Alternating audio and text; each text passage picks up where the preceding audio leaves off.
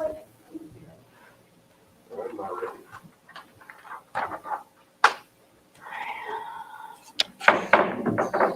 I'd like to call the meeting to order, and at this time, can we all stand and pledge allegiance? That's why.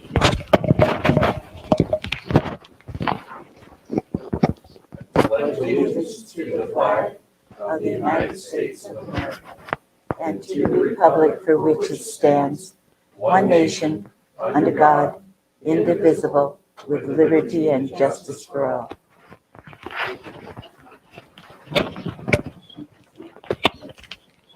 So Marla? Okay, so that's I'm right. Sorry about that. Stacy, can we have a roll call, please? Justin Rock, Here. David Glabe, Here. Corinne Dudo. Here. Nicole Howard. Here. Molly King is absent excused. Marianne Meisner. Here. Denise Wheeler is absent excused. She might be a little late. Thank you. Is there any changes that need to be done to the consent agenda?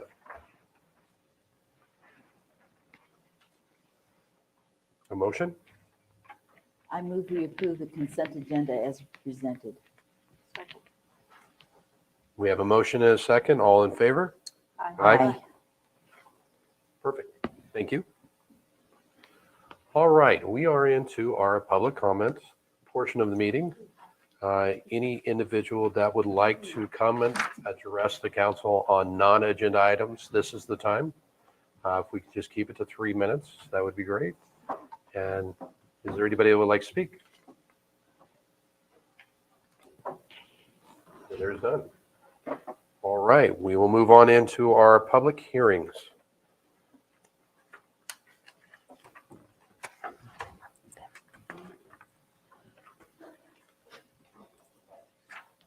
All right, at this time, I would like to open the public hearing and ask the city recorder to read the rules of order in its entirety. These rules of order are applicable to the public hearing for a proposed ordinance extending a temporary moratorium on bed and breakfast inns. This is a legislative hearing, therefore counselor ex parte or pre-hearing contact does not apply. The hearing will proceed as follows. The mayor will open the public hearing and request the staff report. The mayor will then accept public testimony relating to the matter. There is a 3-minute time limit for testimony. The order of testimony this evening will begin with that of proponents, those in favor, followed by opponents, those opposed, and ending with those neutral to the ordinance being adopted. The proceedings are being electronically recorded to be converted to written minutes. When testifying, please step to the podium and clearly print your name and address on the speaker sign-in sheet. Please state only your name before addressing the council. Members of the city council may ask questions of the staff at any time. Subsequent to deliberation, the mayor will close the hearing. Thank you, Stacy. Can we have the staff report, please? Yeah, thank you, Mayor and Council. So this is a request to extend the current moratorium that's in place on bed and breakfast inns or short-term rentals. And this was put into place last fall, going through the code amendment process, and it's already been extended. We're at pretty much the 11th hour of the code amendment process, where your next agenda item would be the first reading of an ordinance, with August being a second reading if everything goes as planned, and a September effective date would be, I think, September 2nd. And the moratorium that is proposed, it has a extension based on what state law allows, which is 6 months. I also included a provision for an immediate termination on the effective date of the code amendments that warranted the moratorium. So on September 2nd, with the effective date of the new code, if we stay on track, the moratorium will automatically expire then as well. And then that is on a weekend. And so, but that following Tuesday, after the holiday, then our office will begin accepting applications for short-term rentals should somebody want to apply. And so that's what is before you. And so I just ask for your support to extend this one more time. Just 2 months. Perfect. Thank you, Mike. And at this time, I would like to invite public testimony of those in favor, neutral, opposition.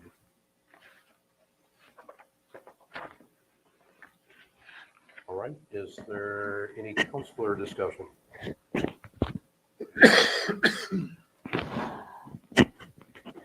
So, oh, go ahead. No, okay, go ahead.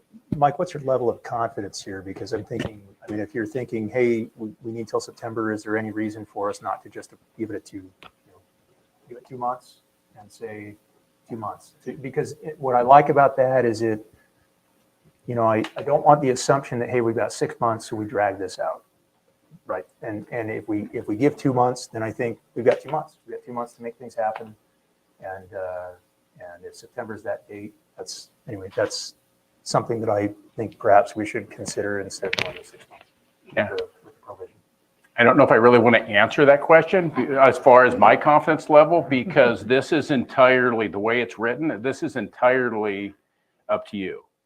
And so the code amendment process, I don't want to assume confidence in your decision and kind of predict what your decision is going to be. But if I was to do that, I would hope you're going to follow the timeline and be supportive of the Planning Commission's recommendation. And we'll have our second reading in August with an effective date of September 2nd. Everything will just fall into place the way it's supposed to. The moratorium will expire and will be great. But if for some reason you find something that you want to extend the adoption process of the code amendments another month and push it out into September for your second reading, then I would like the moratorium to be extended to go with that, so the ordinances all go into effect at the same time. So that's my preference. Is I don't want to pre-commit you to something that you have the decision to make. Okay, I agree with David. I don't want to extend. I think we've had enough time. I think we're limiting, what can happen and so forth. So from my understanding, from what I read, that's what we're voting on today, if we're going to extend or not, correct? We're voting on it. Go ahead, Mike. Yeah. So you are voting on extending the moratorium one last time. Yeah. And it specifically includes a termination clause that the moratorium will be lifted and expire immediately upon the effective date of the Land Development Code ordinance, should you adopt it, which puts into place those short-term rental regulations. Right. And I would recommend that you not put a specific date on that moratorium termination, because if you decide you want to extend out, because it's all up to you. So if you decide you want to extend out the code amendment conversation at 1 more month, the moratorium would expire before you had standards in place. And that is why I would not recommend you do that. Right now, it's already set up. It'll expire at the exact same time, and everything is just synchronized. I don't have the ability to extend it or drag it out. So this is all in your court. I agree with what Mike is saying. I think we should just leave it the way it is, in case if we do not approve the first reading or anything.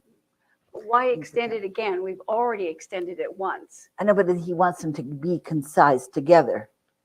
And what if we change something in the code amendment that it can't be accepted by the end of September? Then this wouldn't be accepted either. To be in a position where this expires and the code amendments Yes. are not adopted would be deeply irresponsible, I think. Right, I agree. think so too. Mr. Mayor, if I could just clarify one Yes, sir. point.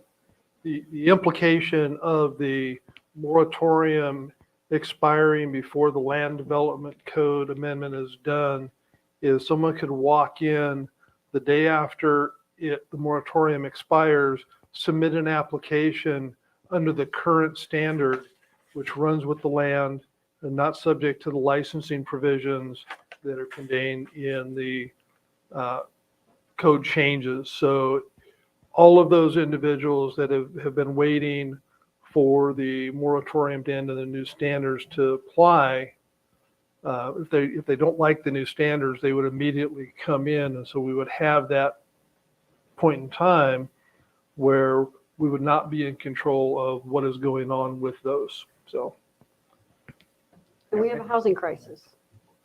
It's hard to find housing. It's hard to find affordable housing. So that's what we're trying to address with the code amendments, among other things.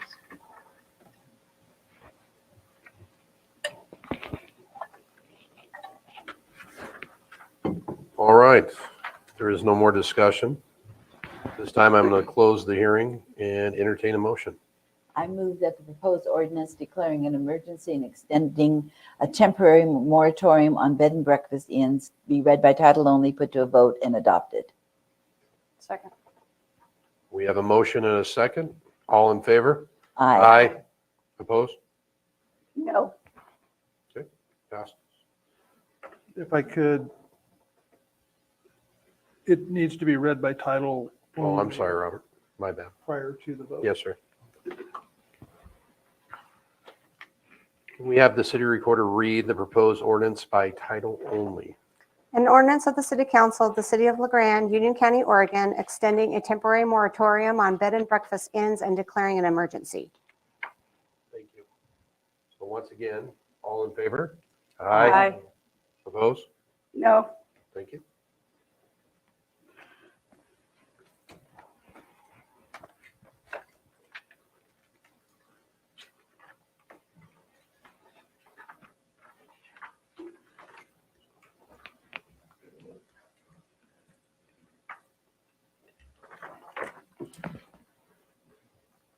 All right, we are going to open the public hearing and ask the city recorder to read the rules of order in its entirety. These rules of order are applicable to the public hearing for considering amendments to the Land Development Code, Ordinance 3252, Series 2021. This is a legislative hearing, therefore counselor ex parte or pre-hearing contact does not apply. The hearing will proceed as follows. The mayor will open the public hearing and request the staff report. The mayor will then accept public testimony relating to the matter. There is a 3-minute time limit for testimony. The order of testimony this evening will begin with that of proponents, those in favor, followed by opponents, those opposed, and ending with those neutral to the ordinance being adopted. The proceedings are being electronically recorded to be converted to written minutes. When testifying, please step to the podium and clearly print your name and address on the speaker sign-in sheet. Please state only your name before addressing the council. Members of the City Council may ask questions of the staff at any time. Subsequent to deliberation, the mayor will close the hearing. Thank you. We have the staff report, please. Yeah, thank you, Mayor and Council. So on the dais in front of you is a kind of an excerpt from the staff report or decision order that is just the Exhibit A document. And so I have that up on the screen. The packet that was originally sent out to you had all of the track changes or the legislative stuff accepted. So it's a little bit harder to know what was before it versus after. And so that has been kind of reposted. So those of you who are using your tablets, if you opened the document that was sent to you this afternoon, you should have the packet the way it was intended to be presented. Okay. And so, but I'm going to go through it on the screen. We've already had a number of work sessions. We had a joint planning commission and city council work session earlier this year where pretty much everything you see before you was presented to you in detail. We went through every single item. I did that again last month with the planning commission for the public's benefit for those that attended the meeting. So tonight I'm hoping the audience is smaller, and I think the residents that are here were also present last month.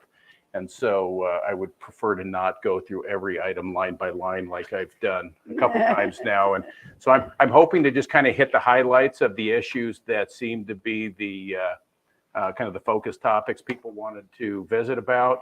And then we'll come back and we can hit some of the other ones if you have some interest of items that I don't cover. And so, about half, we started this a couple years ago. And so we're now, like I mentioned earlier, we're at about the 11th hour. We're at the last 2 meetings of getting this adopted. So we have tonight, and then we have next month for a second reading. And then we're done. At the city level, I'll then be taking this to the Union County Planning Commission and Union County Commissioners for co-adoption so that all of these amendments would then apply in the city's urban growth boundary. So we have consistent code implementation throughout all of our jurisdictional areas. And so there's roughly 9 categories of code amendments that are being considered, with the 10th being kind of a generic housekeeping or overall catch-all. And the first item is the one that I think has attracted the most attention, and this is our housing production strategy. I'm on the very first page of your packet, the Exhibit A. Anyway, the housing production strategy items, these are items that we hired a consultant to do our housing needs analysis, which was followed by a production strategy effort to identify what efforts can the city do and code changes that would help encourage the production of new housing that we've identified need in. And most of that is in kind of the lower middle income level in both ownership and rental. And then we also have a huge need in all categories, which also includes, kind of that upper middle and upper end housing. But these housing production strategies are kind of focused on the lower middle income affordable housing level, because that's something that we have a hard time influencing. And so the packet before you is organized in those same topics that are listed here in kind of that chronological order. And I'm just going to kind of jump through the highlights, but one of the main items that was recommended by the consultants is considering a reduction in our minimum lot size from a 5,000 square feet to a 3,000 square foot. And we have lots that are similar in this size that are in the 3,000 to 4,000 square foot throughout the city, that have houses on them that are perfectly viable and nice homes and nice properties. And in the early 1900s, even late 1800s, when the city was platted, it was platted as 30-foot wide lots. And just over time, many of those have been consolidated to create larger lots, and some of them have stayed 30-foot wide. So this is fairly consistent with our community already. It doesn't mean that people will have to create this. They can create pretty much any size they want, but this is the minimum should they want to do that. And in theory, a smaller lot allows for the smaller house, and combined, it's a lesser price than the larger package and something more affordable to that middle or low income household that is looking to become an owner or potentially even a renter in a smaller package.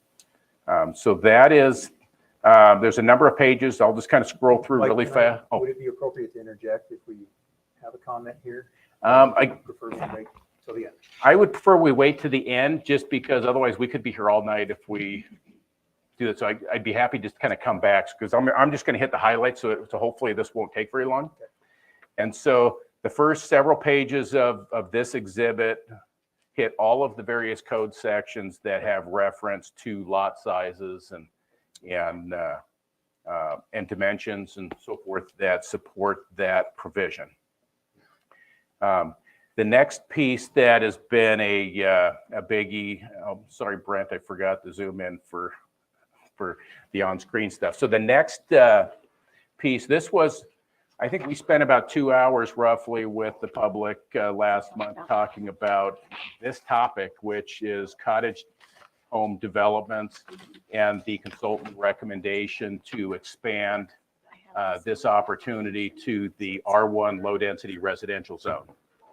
And this zone is predominantly in the south side of town. And so this is the zoning map for those that are not familiar with all those places. But this is the Ridge subdivision south of Tennessee Avenue, Geckler. Yeah. So this is all that future phase. All this lighter blue is the R1 zone. It's the upper section of the Sunny Hill development. It's some of this upper stuff around 18th and 20th Street. So this is the bulk of our R1 zone. We have a couple little patches on the north side over by Otten Tracks and another one up near Riverside Park, but otherwise this is it.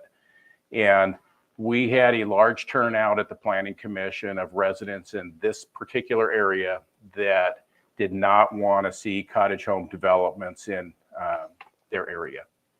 And so as the Planning Commission considered this item, we allow cottage home, and cottage home development is essentially a subdivision, or it's kind of like a veteran village. It doesn't necessarily have to be that, but that's what a cottage home development would consist of. It could be rented out to college kids. It could be any flavor of occupant, but that's generally what a cottage home development is that type of development. And residents in this neighborhood did not feel it was appropriate and consistent with the existing development patterns, lot sizes, qualities of home sizes, et cetera.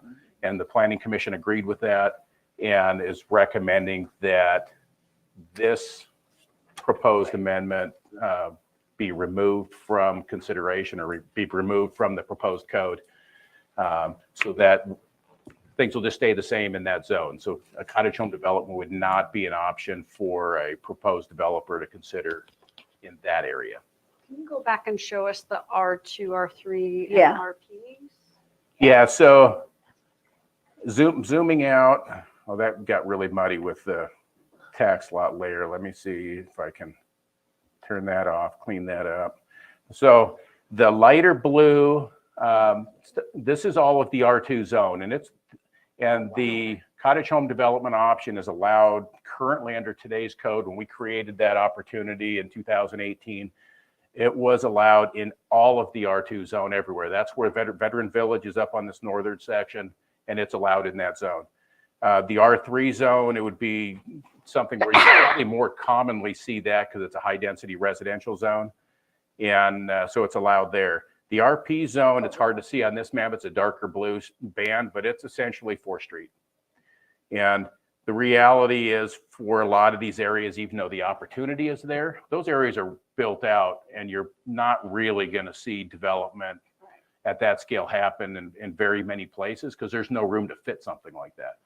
I didn't see, which one was the R3? The R3 is this darker blue that kind of wraps Okay. around the university. Okay, thank you. And then zooming in, it doesn't help much, but this darker blue band that just kind of runs north. This is 4th Street and all the properties that border that. And the RP zone, just so you know, it's a residential professional zone that is essentially, it's the same as the R3 zone. It's a high density residential zone, but it allows commercial professional uses to be plugged in by conditional use permit. So that's where the 4th Street Clinic of the hospital is. It's been there for a long time. The county offices used to be in that zone until we rezoned them a number of years back to a public facility zone that better fits their campus. But anyway, that's the zoning that is out there, and the R1 zone is really the controversial or questionable element that was recommended to be inserted that is not being supported. And there's no R1 zone up on the west side, on the No, hills up there? no. So you got Hillside Development as this brown, Okay, and this is the hospital. This is the medical Right. services zone hospital, but this is Hillside Development. It's not. There's no changes proposed to that, so that's not affected. As we get on the north side of town, the only other R1 is there's a little bit of stuff plugged in around Otten Tracks that okay. would probably, it might be okay in this area, but it's generally not Right, a good okay. fit for the Otten Track folks, just like it's not on the north side or on the south, would be the south side up on the hill. Okay. And then there's a band along the river, close to Riverside Park that, potentially cottage homes could blend in there. It's not too far from the existing Veteran Village, but it's zoned R1 because it has a lot of constraints and it's more appropriate for those Okay. larger sizes. So, but it would not be an option in that zone with the recommendation to pull it from the code amendments. And then the next item that I have, those are the biggest ones in the housing production strategy element. And so I'm going to kind of jump down to the next category. I won't spend any time on the urban forestry stuff, but this is for new construction.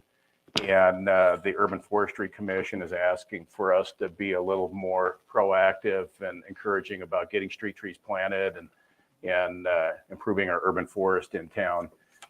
So that's what these amendments are. I think we've chatted about those before. Then the next one that has had a little bit of discussion. It's not a huge hot topic citywide, but it is. There are a number of folks interested in this one, and this is the short-term rental bed and breakfast. And This proposal will change the current process that requires a conditional use permit that goes before the Planning Commission with very subjective, generic review criteria that is fairly inconsistent in its application. And it will make it a little more defined. We're going to make an administrative over-the-counter process that somebody can come in, you check all the boxes, I meet these requirements, and we'll give them a zoning approval just like they're going to get a building permit. They come in and walk out with a permit same day. And it's a much easier process, way more user-friendly. And I think for the most part, most people, I think, are looking forward to that process. There are some other little elements in here. The public notice piece is one that we are kind of putting the burden on the applicant to address, which requires them to go visit their neighbors with their house rules or how they want to operate and get at least the majority of their neighbors to sign some kind of a statement that says, I don't object. But doing this takes a huge burden off of the city and the Planning Commission, because one property owner shows up and makes a really big issue out of it. It puts the decision maker in a really tough spot of, do I deny an application where one person has an objection and nobody else does? And this, allows us to approve a project that has majority support.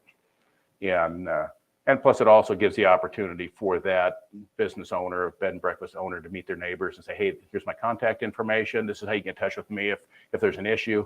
And that has generally been kind of a supported process. And most people, at least in our process, think it's a good idea.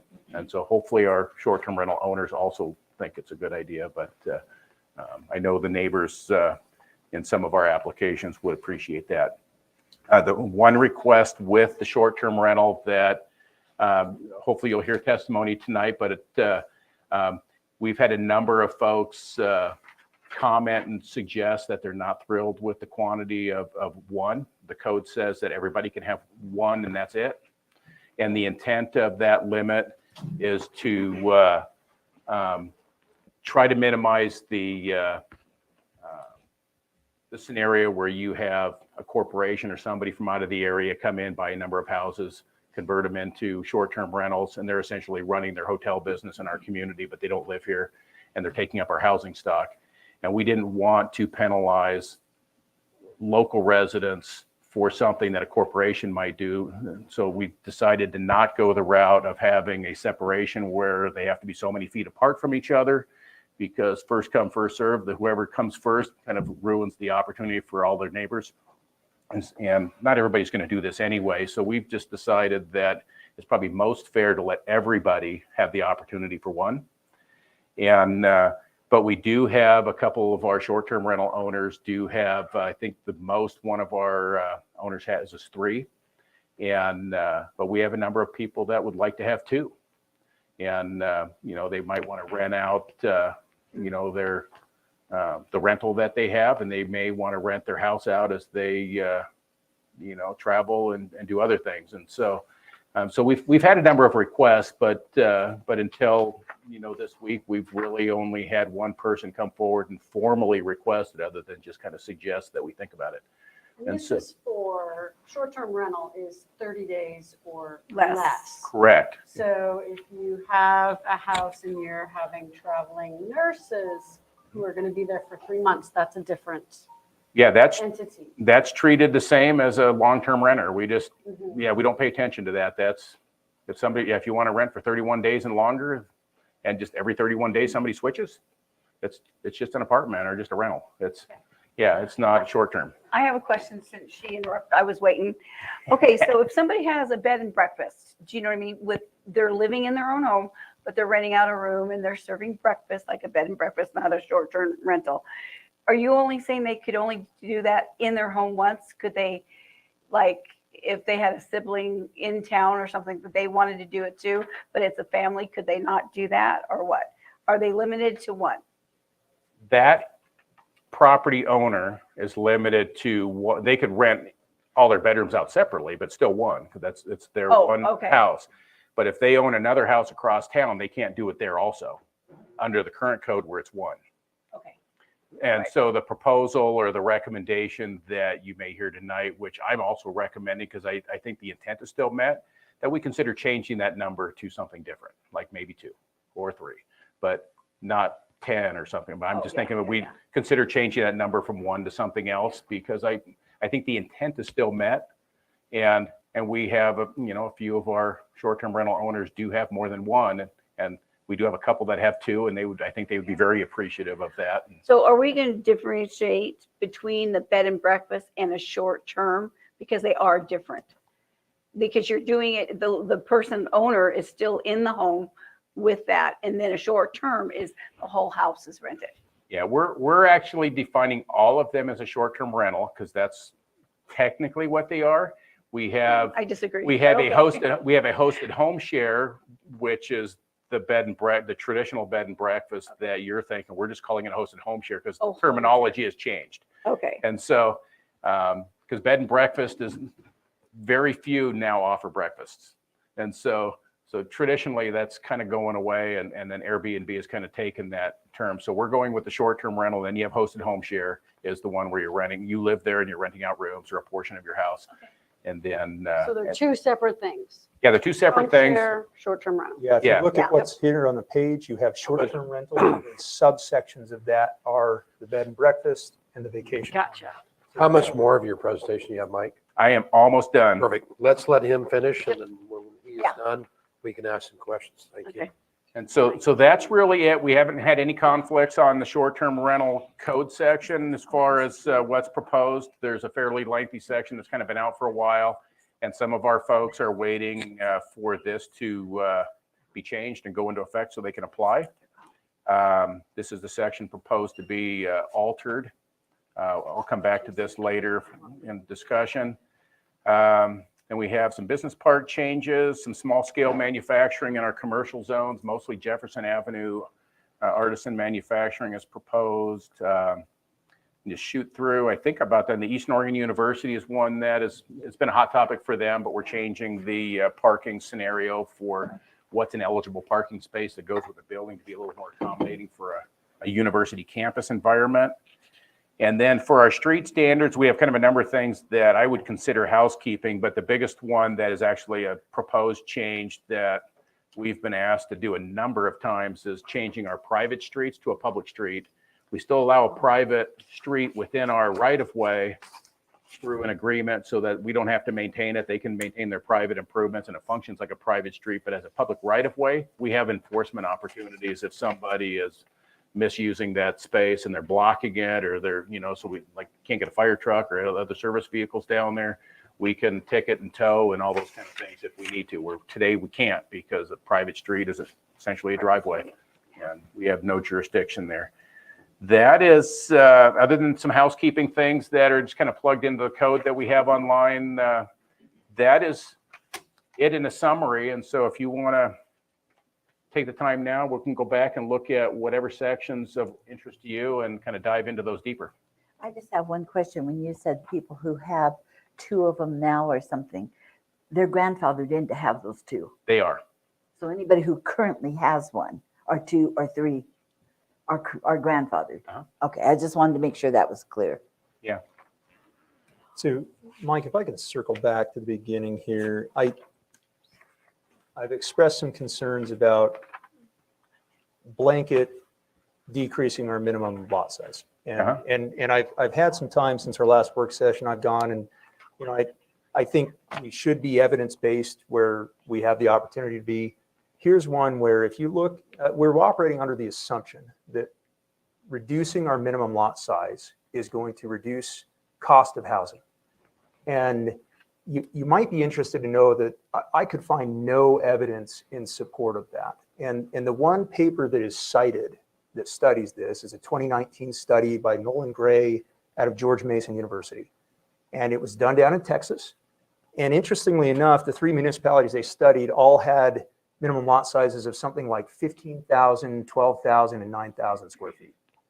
And the authors themselves proposed that if you're above 5,000, maybe you should consider getting down to that 5,000 level. But we're at 5,000. And as I looked around, I could not find many municipalities around that are below 5,000. In fact, many of them are higher. But we're proposing to shoot this down to 3,000. I've heard from a number of citizens who are concerned about that. As I recall in the work session that we had, we were told that if we, and I understand we have existing lots that we can't build on because they're below that 5,000 mark, right? No, we have existing lots that are below that mark, Yes. but there is no lot in the city that's unbuildable unless it is literally so small you can't physically put anything on it. Okay. There's options to build on every lot. It's just a grandfathered lot that's too small. You wouldn't Gotcha. be able to Okay. split it, but yeah, Okay. they're all So buildable. the existing lots that are already beneath that 5,000 mark are buildable if somebody wanted to put something on there. And what we're really saying here then is moving forward, we're okay with somebody opening up a development with 3,000 square feet or smaller lots on it. And I wonder, we don't have evidence to support the assumption that we're making. And we're already at the minimum lot size that the paper that everybody cites on this, which seems to be like the sole evidence out here in support of this notion, we're already at the minimum lot size that they recommend. So anyway, I would just suggest that perhaps we revisit that because I don't know that it's necessary, and I don't know that our assumption that it's going to reduce housing prices is necessarily accurate. Yeah, and I would respectfully disagree because I don't think that the studies out there are using current data and current land use patterns, because I mean, it is just known a 5,000 square foot lot is more expensive than a 3,000 square foot lot just in its price tag. And, you know, and you put a smaller house on a smaller lot. And if we are going to be encouraging cottage homes in our community through the process that we've already supported and put into our code, somebody who's going to build an 800 or 900 square foot home, which we have quite a few of those in our community, they don't need a 10,000 square foot lot. They could easily fit that on a smaller lot and be fine.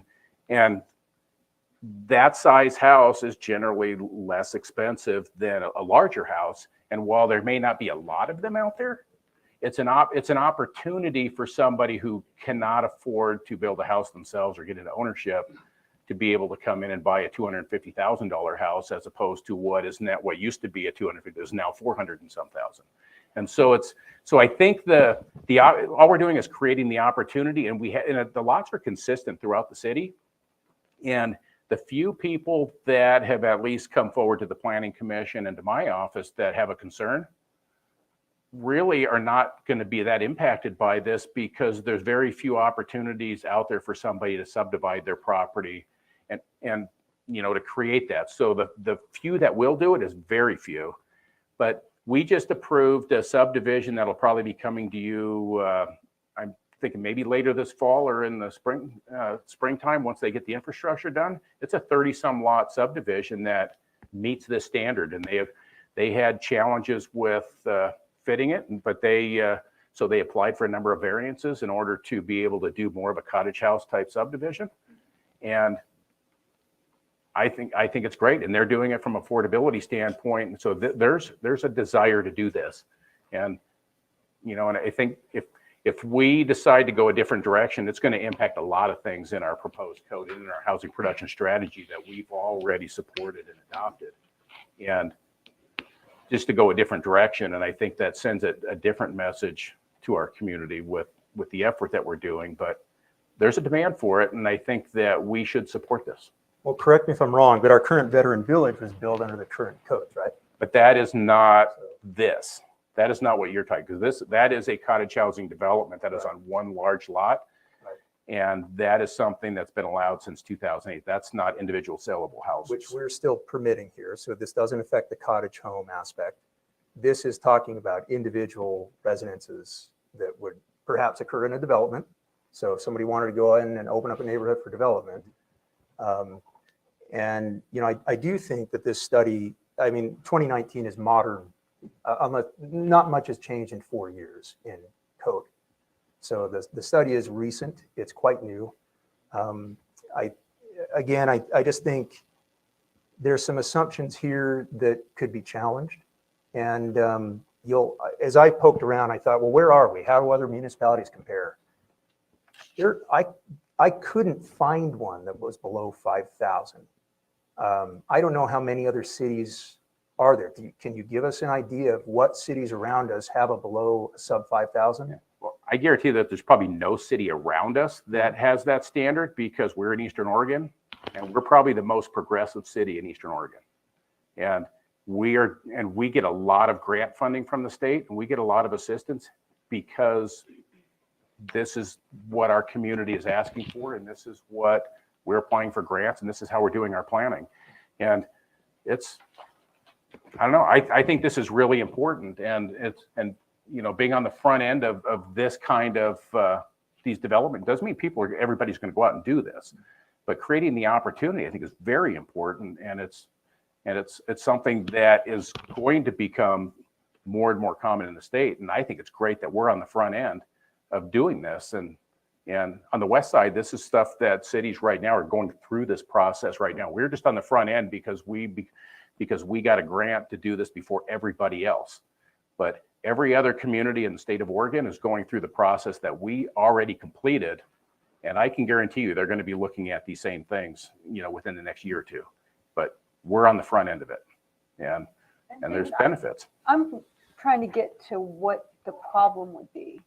Even if we set aside costs, and I don't agree with you about cost because timber is timber and concrete's concrete and more of it is more. But if you can put more housing in a space, that's precisely what we need. Is the idea that you think it's too kitschy, it's too dense, it's too, what's the objection if you get past a George Mason? So I'll state my objection here, and that is what we have observed with the ridge, which is, so when we took lots in a neighborhood that were, all the other surrounding lots are half acre or larger, and we carved them smaller. And what we saw is that the developer then made those small lots, but most of the people who moved in there didn't want that small of a lot. And so many of them purchased multiple lots in order to get the lot size. Now, what we saw is that the cost of purchasing 2 lots was greater than it would have been had the lot been that larger size. And what I'm coming back to is we are heavily favoring in this development lower income side of the housing market in the proposed uses. You would agree?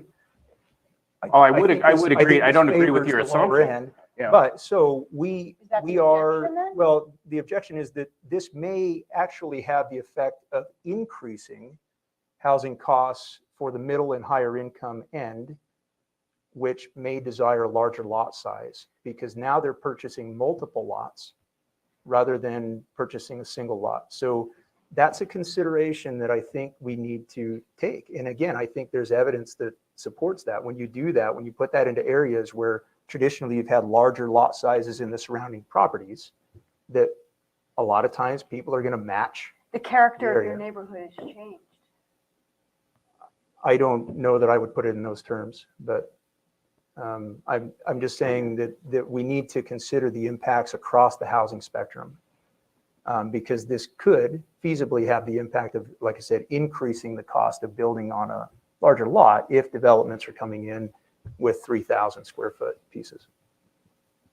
But right now, what did I read in the paper that we have 50% of our population is over what they say that you should be paying for your housing. Rent burden, that's the phrase. Yeah.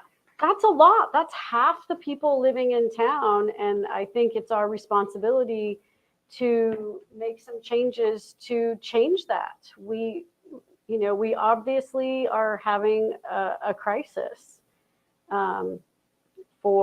especially for lower income people and college students and workforce housing. Well, I think the college students are doing really well because we have them right by our house and there's multiple people that get in there.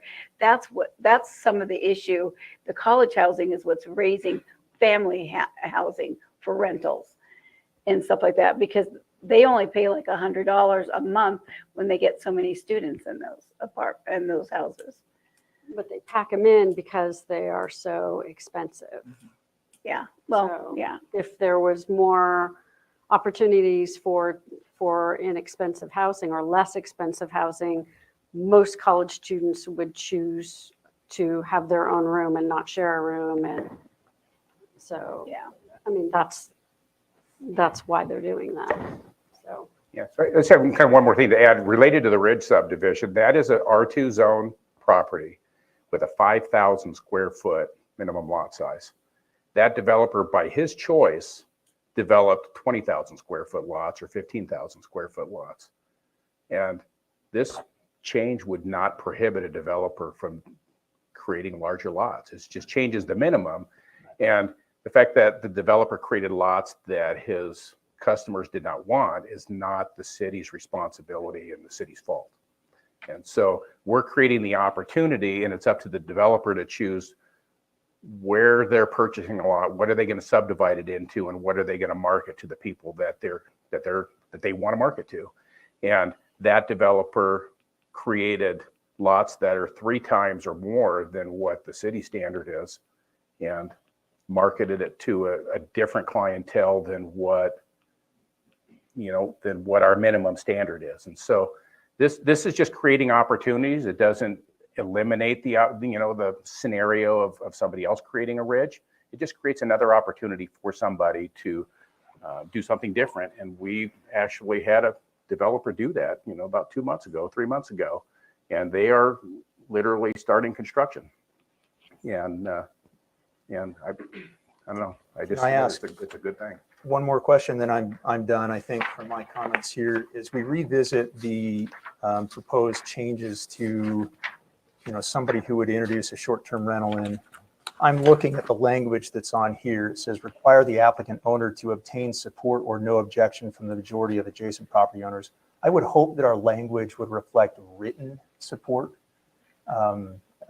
just because I think that that's important. I don't know if the way that you've got it actually is, I'm assuming this is just a summary here, not the actual language. Or Are you reading the green text? I'm reading the green text. Yeah, so that's the green text. I'll look. The blue text that it comes below that is the actual code. But I would just suggest that we make that written support so that we've got signatures attached to it, rather than somebody walking in saying, "Oh yeah, I had a majority of my neighbors." I think there needs to be some verification process for that. It's a signed acknowledgement statement Okay. of no objection is what the actual code language reads. Okay, that'll work.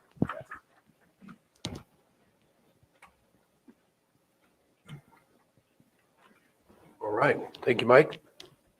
Without any more questions, I would like to invite public testimony. So anybody in favor? Neutral? Opposition?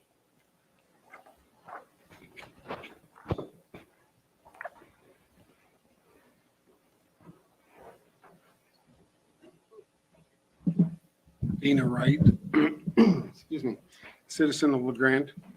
Do I need to state my address? You can just write it down and we'll. Okay. So I'm here for the Airbnb or the short-term rental. And I've had rentals, 2 rentals throughout my life next to where I live. And I've changed those into Airbnbs, or changed one in and then sold it. And I have another one that's came vacant in April, and I'd like to turn that into an Airbnb, but of course I can't because of the current moratorium. I would ask you to consider a couple things. One is I support Mike's comment in allowing an owner to have 2 or 3. Maybe you put something into the ordinance that says they've got to own the property for so many years.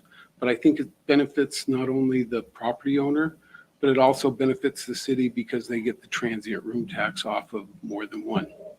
Where a rental, you don't get that. Why am I looking at a short-term rental versus a long-term rental? The laws are changing where the landlord can't get a person out of their home. Police, you could have a problem with somebody that's making noise and not being a good neighbor. You call the police in and there's nothing the police can do for you. You have a short-term rental and you can kick those people out the same night that the problem exists. And with Airbnb, you have quite a ratings category where the owner rates the tenant and the tenant rates the owner. And it really gives you some background to decide whether or not you want a person renting your place or not. And then I would, my final note is, and I probably should have got up earlier, but I didn't. If you've extended the moratorium, but I would encourage you that if this land use ordinance gets delayed beyond August 2nd for some other reason besides the Airbnb, that you do away with the moratorium and move forward with adopting maybe 2 ordinances or a piece of the ordinance and then the other. And I don't know if that's allowed. Mike would have to speak to that, but those are my concerns. And thank you, Mayor and Council, for letting me talk. Thank you. I'll address it. Would anybody else like to speak? Thank you. Announcing this public hearing is continuing to August 2nd, 2023, at which time the proposed ordinance is scheduled to be read a second time by title only and considered for adoption. Mayor, Yes, sir. we do need to conduct, if you are done with additional council discussion and first reading. Can I All right. make a couple of Just comments? a moment here. I messed up. I got to get Yeah, back on. okay. So yes, I did. I jumped a lot, didn't I? I apologize. So with that, we will open it back up so the council can discuss more on this scenario. Okay. So I understand what we're trying to do, for housing and the cottage housing. I'm still having a major issue with the section here that says the standards that these cottage housings have to be. It talks about it has to be the same style of siding, roofing, material, colors, landscaping. I think what makes the Grande wonderful is different and appealing. I don't know. I was born and raised in California. I hate subdivisions. They're just cookie cutter. Nobody could be individual, especially when you're putting so many limitations on them. Just like I feel the business park. What is the purpose of making them so cookie cutter? And do we have a contractor that is willing to build in those standards or what? So I think the section that you were reading is for accessory buildings, accessory dwellings. Is that on Because, page 14? yeah, that's on. I'm on 13. Yeah, so that's for accessory dwellings where our code currently requires your accessory dwelling to be compatible with the main building. And so So that you is, build a tiny home on your lot with your regular home. yeah, like a mother-in-law apartment in the back is that building that it needs has to to be match. kind of similar and compatible to the main dwelling so that they kind of go together. It's not, there's not a standard that we have that requires homes within a subdivision to look the same. And so every house could be uniquely different on every lot in the city. And so that's a Okay. developer's choice, not Okay, something so the I'm city. in the old thing, so it just flipped over to Oh, that. So okay. I apologize.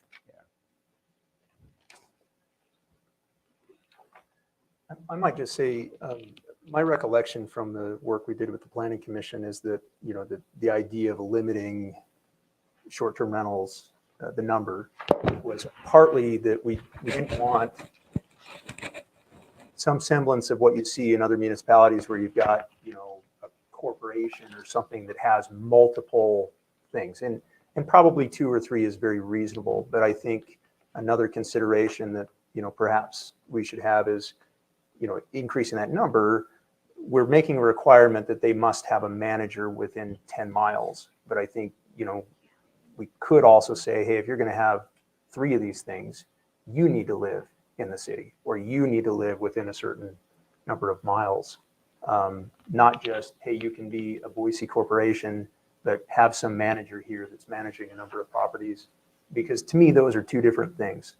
The owner being a part of the community versus a manager. So maybe not necessary, but just perhaps an idea to fulfill, I think, what I viewed as what the Planning Commission's concerns were about having multiple units.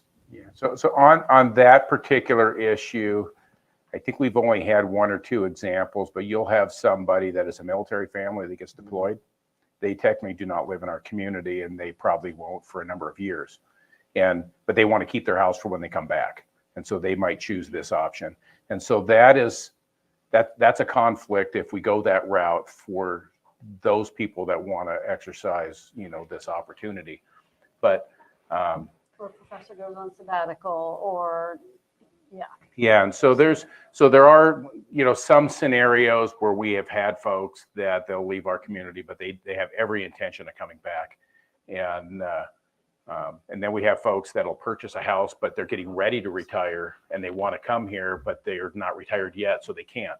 And so the house that they purchased for themselves and they remodel to get ready for themselves, they're going to B&B it out until they retire and come. And so we've had one of our B&Bs in town, that's exactly what they did. And so that would be the only caution if we go that route. I think the intent of what we're trying to do from the corporation standpoint, we'd be successful, but we would be taking the opportunity away from some of our folks. I think it would be reasonable to increase the number per owner to 2. And that a manager should be available, I don't know, within 30 minutes, or should it be a time frame? Or I think time makes more sense than miles. Probably. And given your comment, I would retract my statement. I think that would be a And so I think on that issue, when we were having conversations, because we have property owners that live in, they might live in Union or Cove or Elgin or Ambler, Somerville, that they own the house in town, or they may have a family member there that's going to manage it for them while they're going south for the winter. Right, or a designated manager, somebody. Yeah. There. And so we decided kind of like a Milo thing was probably something a little more reasonable than a time distance, because depending on where you're at and the time of year, 30 minutes changes periodically.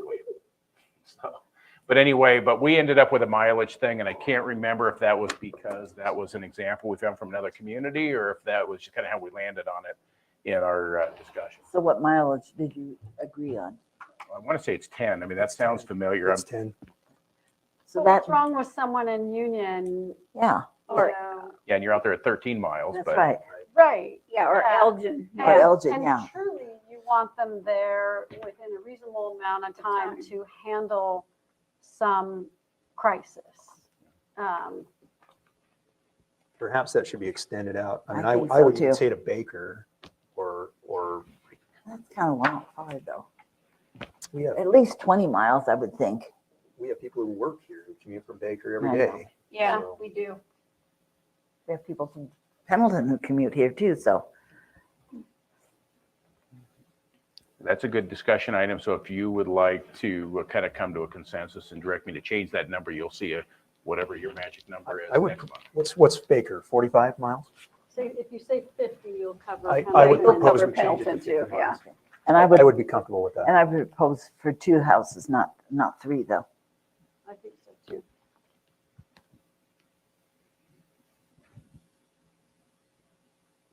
I don't have an issue either way. I mean, I think if a homeowner is, having houses next to them, if they have 5, they have 5, I don't know. If that person does live in La Grande and is taking care of them.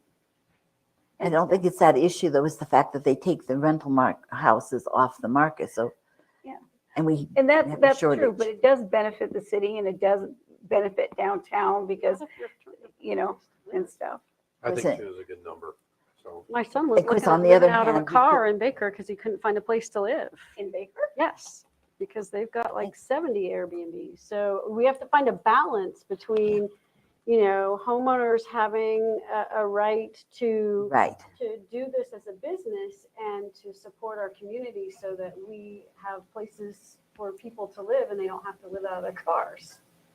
of course, and then, of course, you something can else. realize too that it might take care of itself as you get more B&Bs out there, or Airbnbs or whatever we want to call them now. That is going to diminish how many of their people are going to be coming into town too, because there's more of them to choose from. So you might be not renting them out like you were before. So far, it hasn't happened.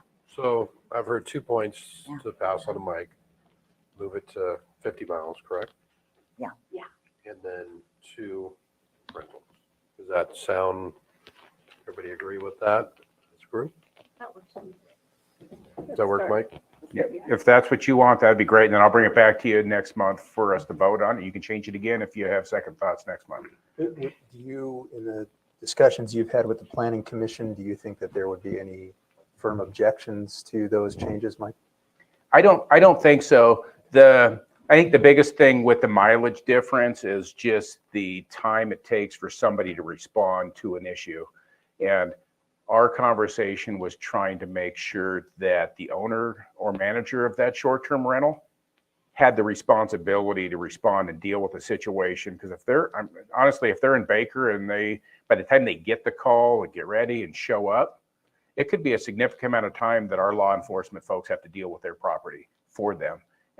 So that was part of our conversation, was how do you minimize that amount of time?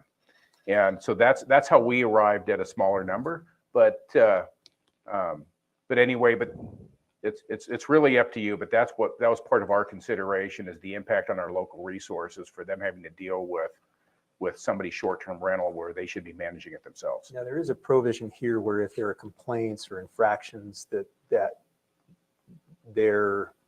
we can essentially remove their allowance for that to be a short-term rental. Is that written in pretty firmly? Is it like a specific number, or is it vague? Well, we have in the enforcement provision at the end of that section, we have a 3 strikes you're out.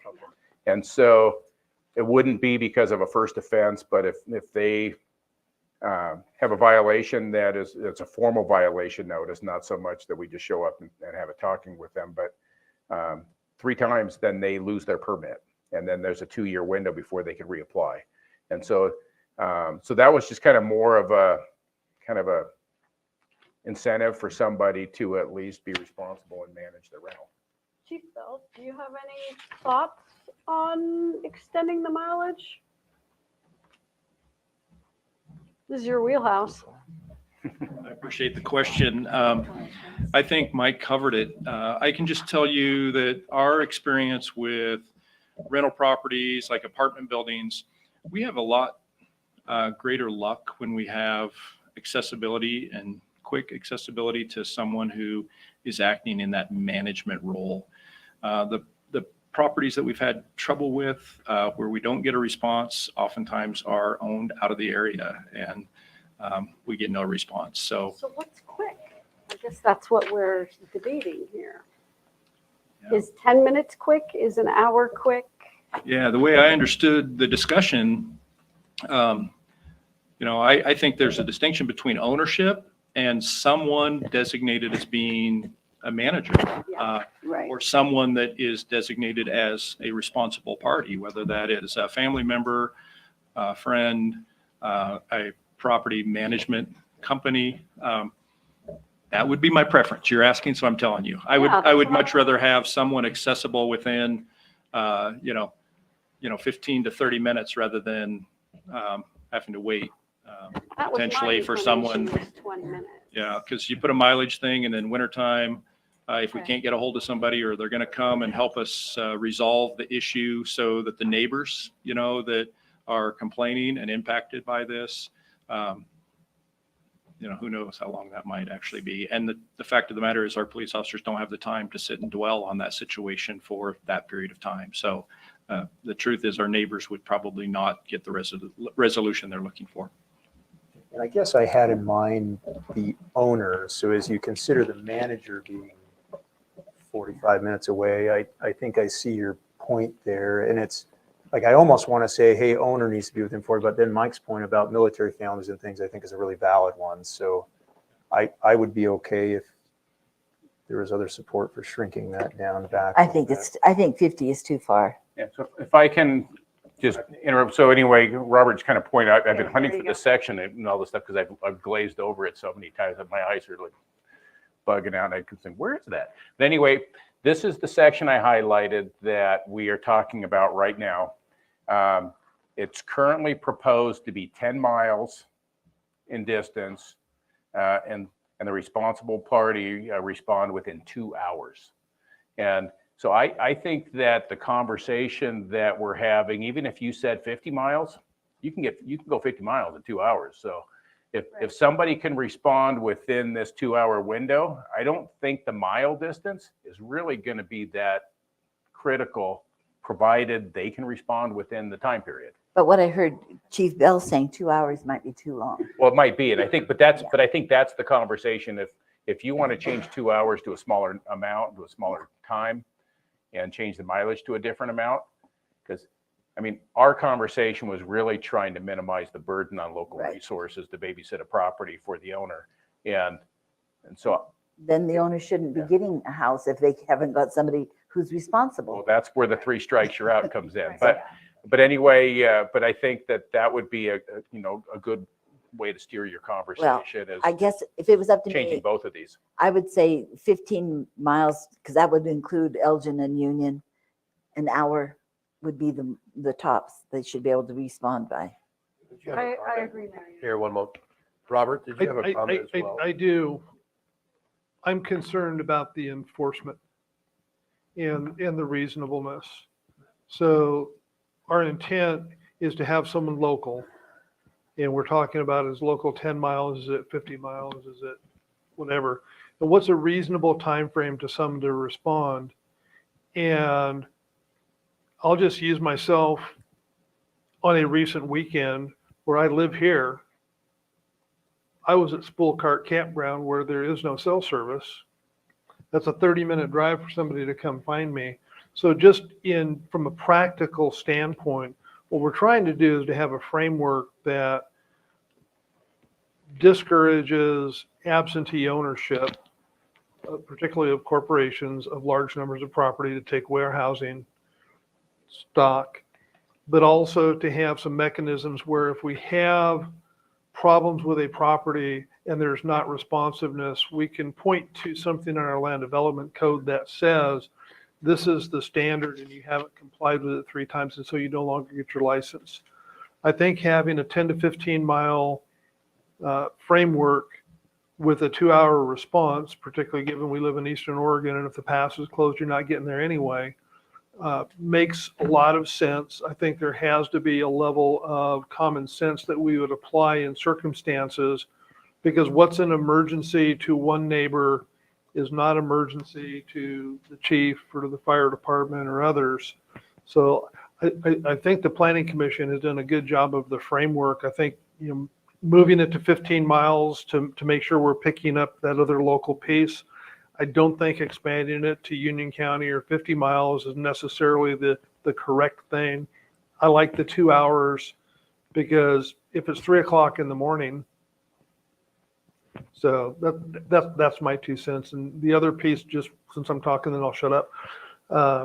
We also, I think, need some guidance from the council about whether or not being supportive of removing the cottage homes from that one zone so that Mike knows how to craft this coming back for the next meeting. So that's my 2 cents, Mayor. But it was written to have, it's already been removed Yeah, it was according already to the Plan Commission. Yes, that's the Planning Commission's recommendation. Commission is Yeah, to remove so it, yes, and I personally am 100% behind that one. okay, well, I'll just take that as the collective yes to support the Planning Commission. So you'll see Okay. it again next month. Then I would say 15 miles, so that would cover Union and Elgin. If you want to leave the 2. 2 hours, if you're out hunting, perhaps you should designate somebody else to cover for you in case. Because if it's happening at 2 in the morning and it's next door to me and it's a big crisis, 2 hours is a really long time. Or if we're Well- tying up our police for, So if it's a criminal activity and the police respond, they're going to deal with it as a criminal activity. yeah. If our intent is that we have responsive ownership to deal with issues, I think 2 hours is actually a pretty restrictive piece. Think about putting the requirement on yourself to not be more than 2 hours away at any time ever, as long as you have a vacation rental. Right, like I'm envisioning the angry neighbor, the guy that doesn't sign the form that says, hey, I want this going in next to me. And he's gonna watch. And when somebody's away on vacation, he's gonna call and make a complaint. And all of a sudden, 3 strikes, and that property is removed. And so I think we have to guard against, although we would hope that those scenarios wouldn't happen, the reality is they do happen in communities like ours, where you have upset neighbors who would take advantage of a provision like that. So I think this is, I mean, I think it's reasonable, but I'm with you, Robert. I mean, if anything, that 2 hours is probably a little on the restrictive side. You go to Boise, or if you go to Seattle, or you go to Right. Tri-Cities, Right. Okay, you're but- more than 2 hours away. But if a person who owns these is going to be gone for vacation, they're probably going to find somebody else who will say, hey, could somebody call you if they needed it? And I think that's clearly the expectation. I really do. And again, I think that the way that it's crafted, if we move that to 15 miles, it picks up a couple other spots. And I think we also need to have something that there's support for. And Planning Commission has looked at this extensively, and there's a lot of discussion. I think this would work well.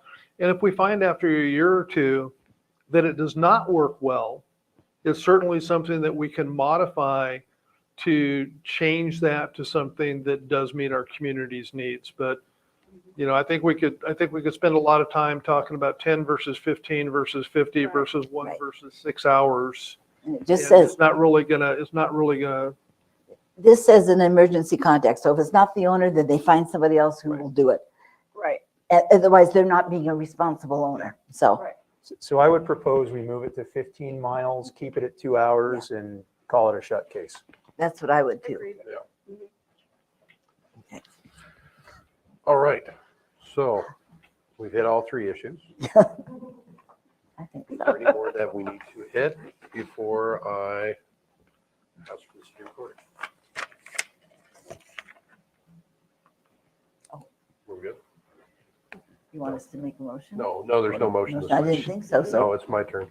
okay. Well, you were looking at us like we were I supposed was to be just making saying. sure there's nothing else. Gotcha. Give everybody their time and chance. Okay. Okay, at this time, I would like to ask the city recorder to read the proposed ordinance for the first time by title only.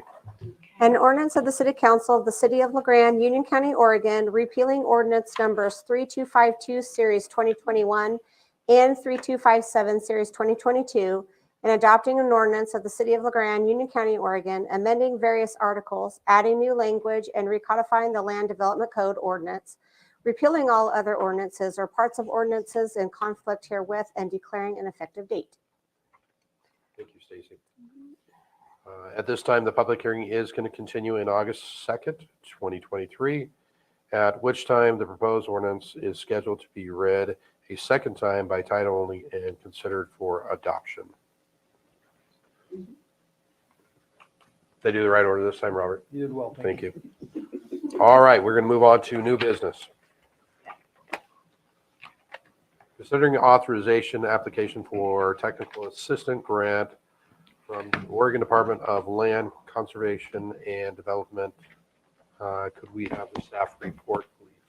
Yeah, thank you, Mayor and Council. So this is a request, I think I brought it up at a prior work session, but this is a request where the state has approached LaGrande. There's still funding that I'm still waiting to get a commitment on, but we've been asked to apply for a technical assistance grant. And there's money, a lot of money being committed to cities and counties throughout the entire state. And this is specifically focused on doing a code audit for residential related requirements. The state has, over the last 10 years, have passed a lot of laws that mandate that cities change their codes to address a variety of things that have been kind of their focus.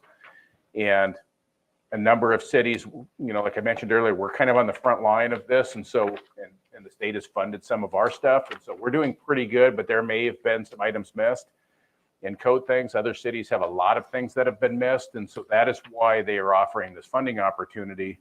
But we've been asked to apply for this grant, and it's, I think it's the fact that we've been asked, I think it's I'm pretty confident that we'll probably get awarded this if we accept it.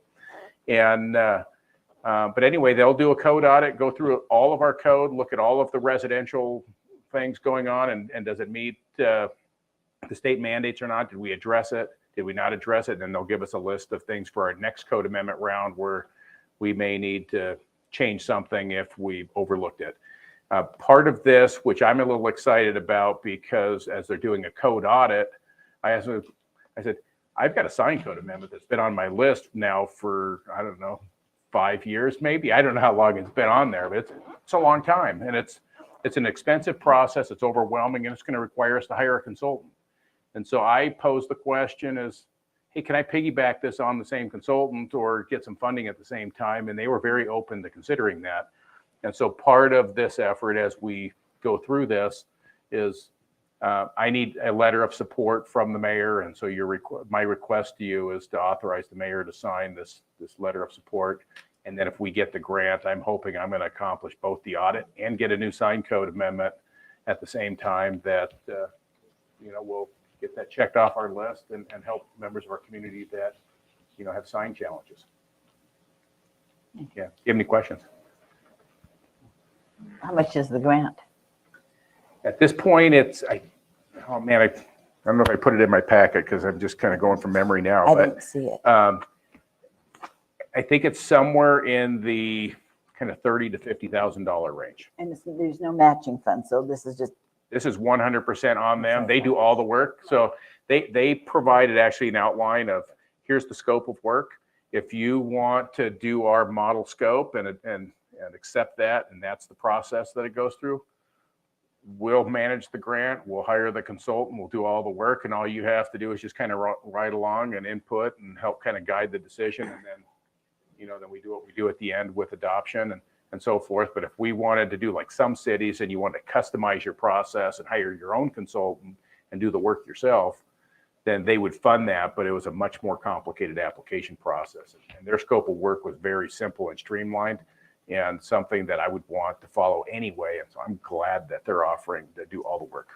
But are you happy with the consultants that they would hire? Well, so far, every consultant that we've had, except for our Gold Line that we're doing right now, all of our housing stuff, I think we've been really happy with who they've picked for our community, and they've listened to our community's needs through the public process. And so I'm pretty confident that they will find us a consultant that fits us. Not somebody from Salem that wants us to fit like Salem or Portland. Well, hopefully that's not what they want, but that might be where they're from, because that's pretty much, the west side is where almost all I recognize consultants that they are. might be from there, but I don't want them to think that we have to fit their mode. Yeah, and so right now I'm hoping our Gold 9 consultant, who's actually out of Idaho, Moscow, Idaho, and they are doing a phenomenal job with working with us on our community needs. And I'm hoping that we'll get paired with a consultant that's very comparable to them, because I'm really happy with them. Okay. So do we need a motion on this? We are not at that point, Ms. Mary. Oh, okay. Thank you, though. So at this time, I'd like to invite public comments. Anybody would like to speak? This is the time. No? Any more counselor discussion? No? Sounds great. Perfect. Now, this is definitely the time if you would like to do it. I move that the Community Development Department be authorized to apply for a technical assistant grant from the Oregon Department of Land Conservation and Development, and further that City Manager Robert Strope be authorized to sign the grant document if awarded. Second. Right, do we need any more discussion? No. We have a motion and a second. All in favor? Aye. Anybody vote? No? Perfect. Thank you.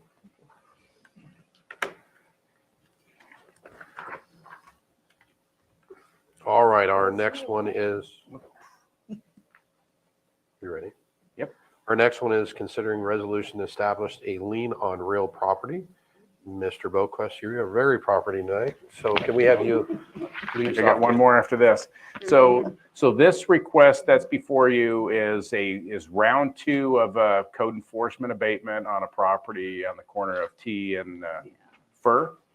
And the first round we went through, you saw this earlier this year, we ended up doing $10,000-ish abatement and ended up putting a lien. This round 2 was a little bit less severe, partly because of the timing and how much they were able to accumulate in the shorter period of time before we did the second enforcement effort, but we ended up spending about $3,700 on abatement for hauling more vehicles away and trash and so forth, and that has been invoiced and not paid, and so we'd like your approval to place that as a lien on the property, and just for reference anyway, there has been some changes on this property as far as the property owners go. I think we're dealing with some of the same ownership, but the activity occurring there is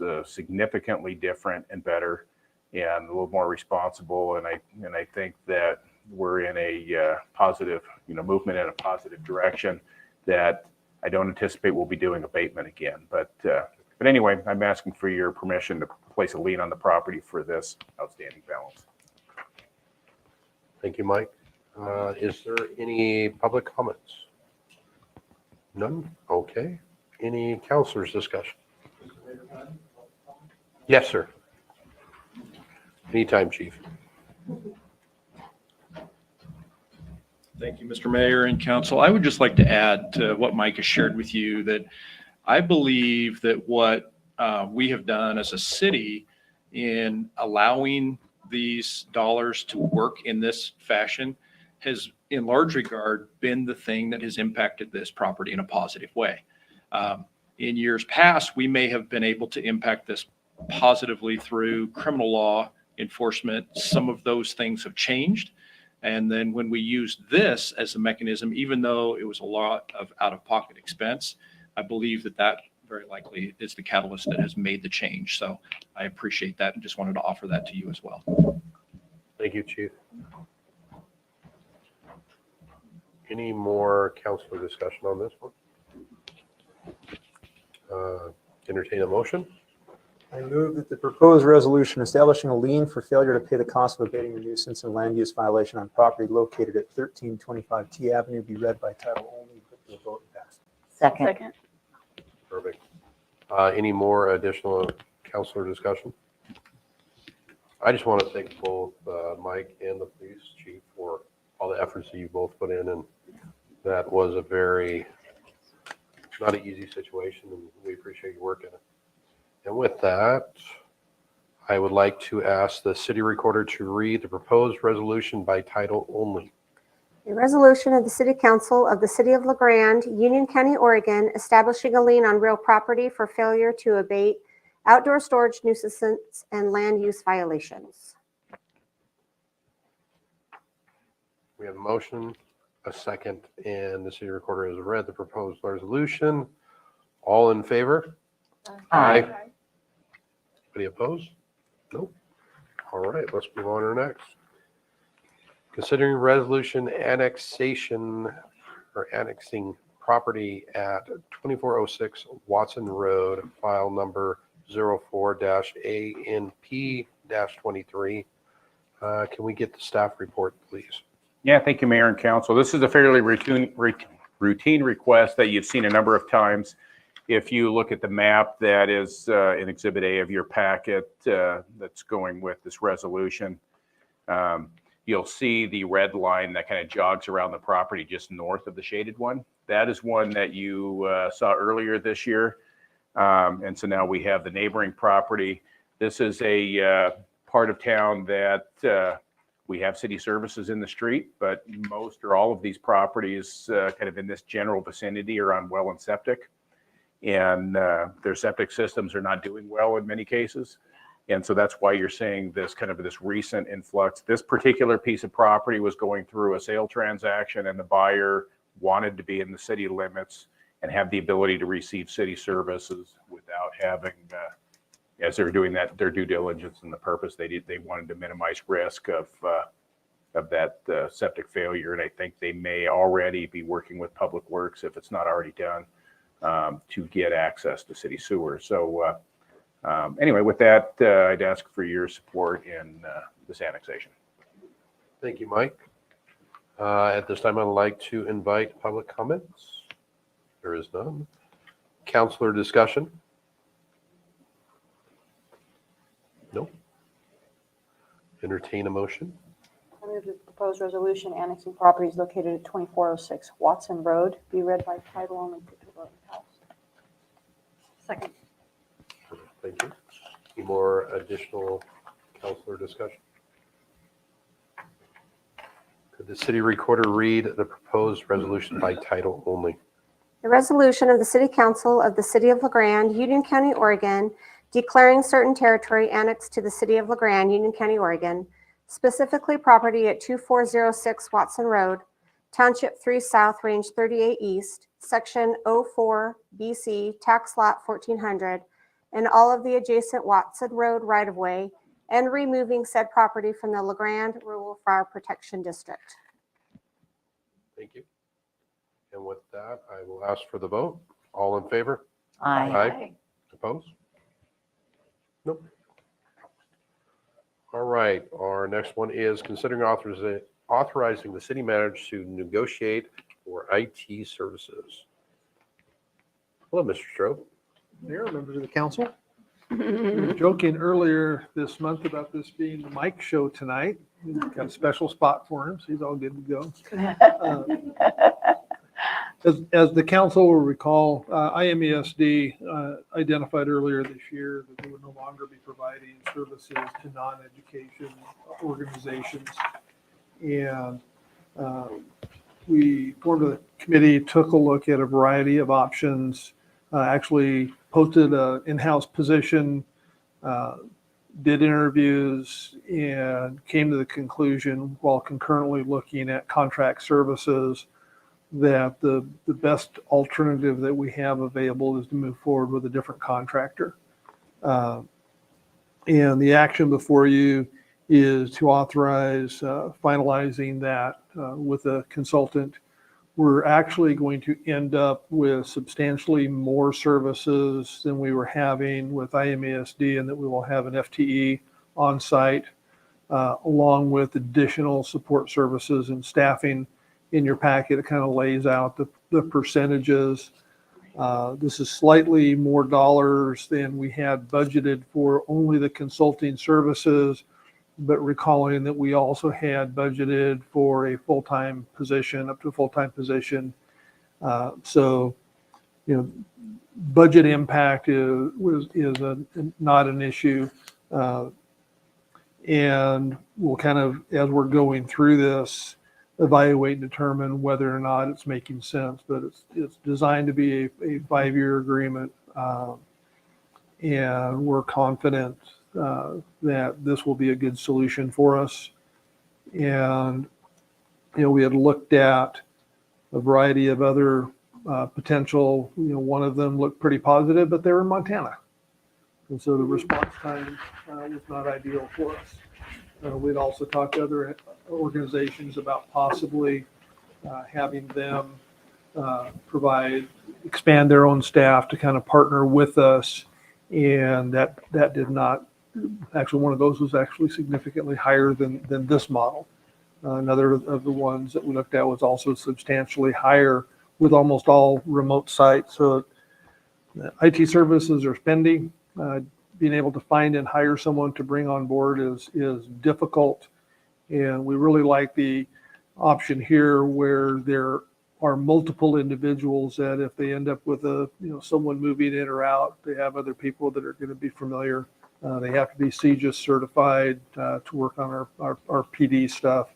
And we really think that this is the way to go. I really appreciate the work that our committee put into this and really taking a look at the options. And I'll be happy to answer questions. Robert, help me understand the relationship, because this Arakan company is out of Vancouver, but we're contracting with the Chavez company is in Baker. So it looks like the Vancouver one is the one that's actually providing the IT services. What's the Baker company doing? Am I understanding that relationship correct? Kyle, you're probably in a better position, please, to answer the mechanics of that. He's kind of the quasi-chair of our working committee. So Chavez is actually the company that sits in Baker. It is the home of the data center. They generally handle things like help desk things for the Baker school districts, and they have a tech team that is residing in Baker. The company out of Vancouver is actually a Kind of higher level, they do all of the security, remote monitoring. They have all the computer engineers. So when we start entering into the things like building infrastructure and the higher level tech stuff, they would call them in at a distance. So basically, the Vancouver would be those services that we would have picked up for any of the other companies we looked at that were at a distance. So most of their offsite remote access stuff will be run out of Vancouver. The local stuff will be run out of with Shavs and the local IT techs. So when you need on-site help, it's coming from Baker? Our local on-site help will be in-house. So In-house. part of the contract is that Shavs will provide one FTE that will be on site from 8 to 5 inside our facilities with their own office. They just won't be on our payroll. Okay, thank you for clarifying. Yep.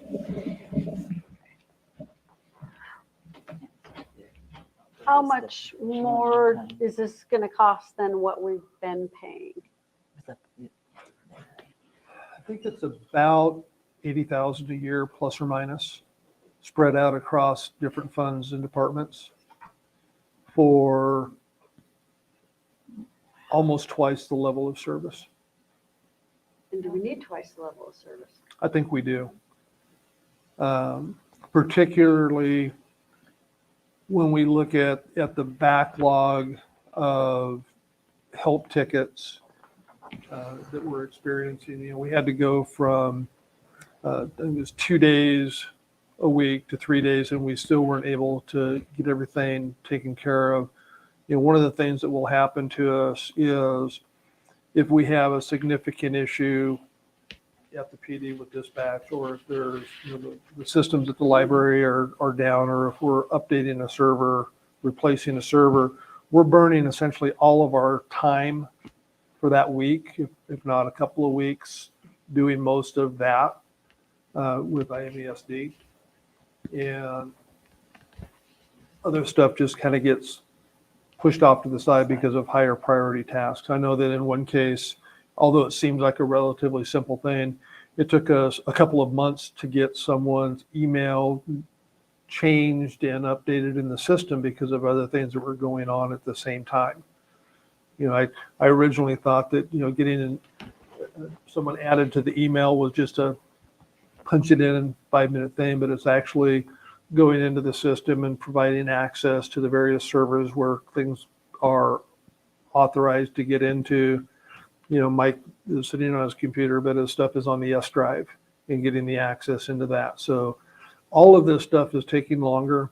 And the other thing that is out there that we're really concerned about is the cyber attacks. I literally got an email yesterday that looked exactly like something that said, hey, you know, here's this thing that you're expecting. But, and it was a reply to an email of mine, but it came from, you know, XYZ at EIEIO.com in the email address. So we're constantly seeing that, and I'm very concerned about making sure that we have the continuity of the cybersecurity piece as we move forward. That is a big issue for municipalities, and it can just shut the whole system down. So I agree. So I'm just Are we asking. insured against cyber attacks? We are at a moderate level. We maybe want to reconsider. Say that again, please. Perhaps we should reconsider where we're insured. That's a thing. One of the things, in order to get higher levels of insurance coverage, you have to have additional layers and pieces in place. Which Yeah. this will help provide. We believe that it will, Okay. yes. Thank you, Robert. At this time, I'd like to invite public comments. Any more counselor discussion? Do we have an out though in case if we, let's say after the year you don't like them, you want to change? That'll be something that I'll sort out with the actual agreement. Okay, okay. What that language looks like. okay, So okay, thank you. Any more questions or comments? Motion? I move to authorize the city manager to negotiate and sign an agreement for citywide IT services with Chavez Consulting as presented. Second. All right, we have a motion and a second. Any more discussion before we ask for a vote? All right, all in favor? Aye. Anybody opposed? Nope. Thank you. Commissioner Scarfo. Yes, good evening, Mayor and councilors.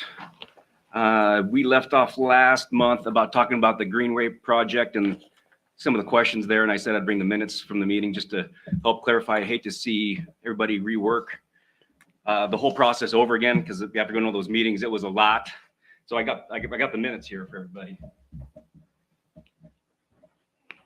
Thank you.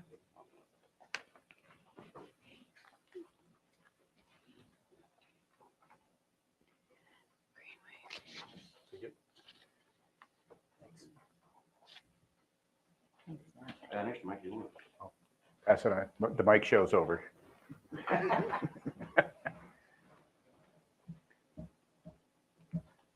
So instead of reading the whole thing right now, if you flip back to the actual motion, Plan C was approved. But like I said last month, there was just not enough funding for that. So they went through all of the process, public hearings and everything. Island City owns all the land that would connect all these bridges. But the connectivity grant was like $1.2 million. And the proposed route was over $4 million. So right now, just need to find funding for it. I hate to see Grande get into this and then go through the same steps that Island City did. But this is, and I would urge you to, if you have any questions on any of this, to contact Karen Houghton or anybody in Island City about it. So I know everyone's been wondering where it's at, where it's going, and yes. So just to clarify, because this does align with my recollection, but I also recollect that the path, sort of it's an 8, right? Kind of over and back and over. Mhm. There was money for the path. The path design changed because of landowner concerns, a couple of landowner concerns who did not live in Island City, but did urge the Island City Council to change. They were very worried about people being in their backyardish area. And so 2 landowners not in Island City convinced Island City to change the design, which then led to the cost overrun. I think that's the order of events. And so people who might be confused, like, was there really not enough money? There was enough money in the original design.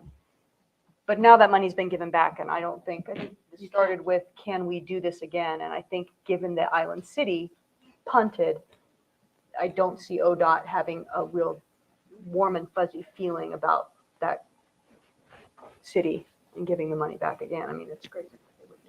And this was also, I think it was 2019, 2018, and 4 million back then is not 4 million now. So I would, I could, next Island City meeting I'll attend, I could ask them if they would like to revisit and maybe get another estimate on what this project would cost. If you wanted to ask what the estimate would be on the original design before they bucked away from a couple of landowners. Because it added bridges. Correct. Which are Well, pricey. what I remember is they added the bridges to avoid some of the private property. Exactly. Correct. Yes, that had issues with this. So how would Island City do that if these people didn't live in Island City? Because isn't this just the tract that goes through their land? How are they approving? Well, it wasn't, maybe Michael could explain better. I think it's urban growth bound. It was not in Island City limits. They were questioning a lot of times, why are we actually doing this? And why isn't the county, why isn't Grande, why did it fall on Island City's desk? Because Island City started the project. I'll let you tell them that. Linkage to the ponds in Island City. Pardon? Linkage to the ponds in. Yeah, I know, Yeah. because I went to that meeting and they're the ones who brought it to us. So I was gonna say, it's there, it just needs money. And I don't know how much it is these days, but I would guess it's at least double, 8 million.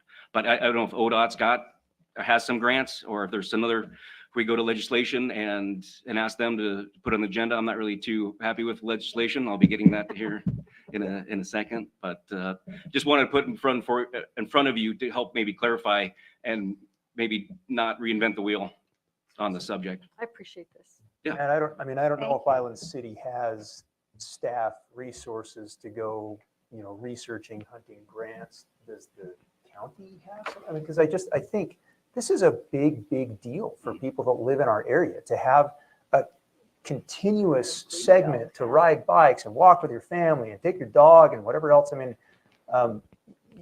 anybody's ever been to Wenatchee, Washington? But between East Wenatchee and Wenatchee, a 10-mile loop along the river is beautiful. It is utilized. It keeps the community healthy. Frankly, it's a hugely attractive for people that come in there.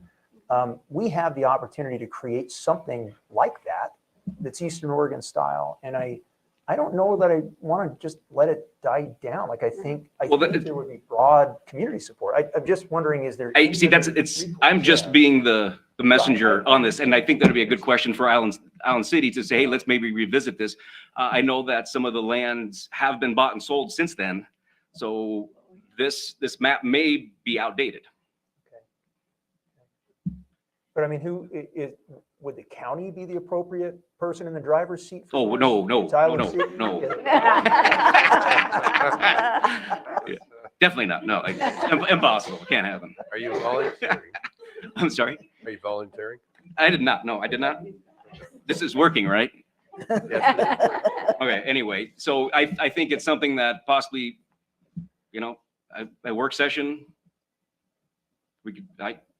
I wouldn't mind a work session, talking with Island City, revisiting the route, seeing it's going to cost money. You probably have to need a. Is there such a thing as a joint work session that we could do with Island City? I mean, maybe it's just worth reaching out to them and just saying, hey, is there interest, or should we just let this? Or at least dust it off. Right. Yeah. Right.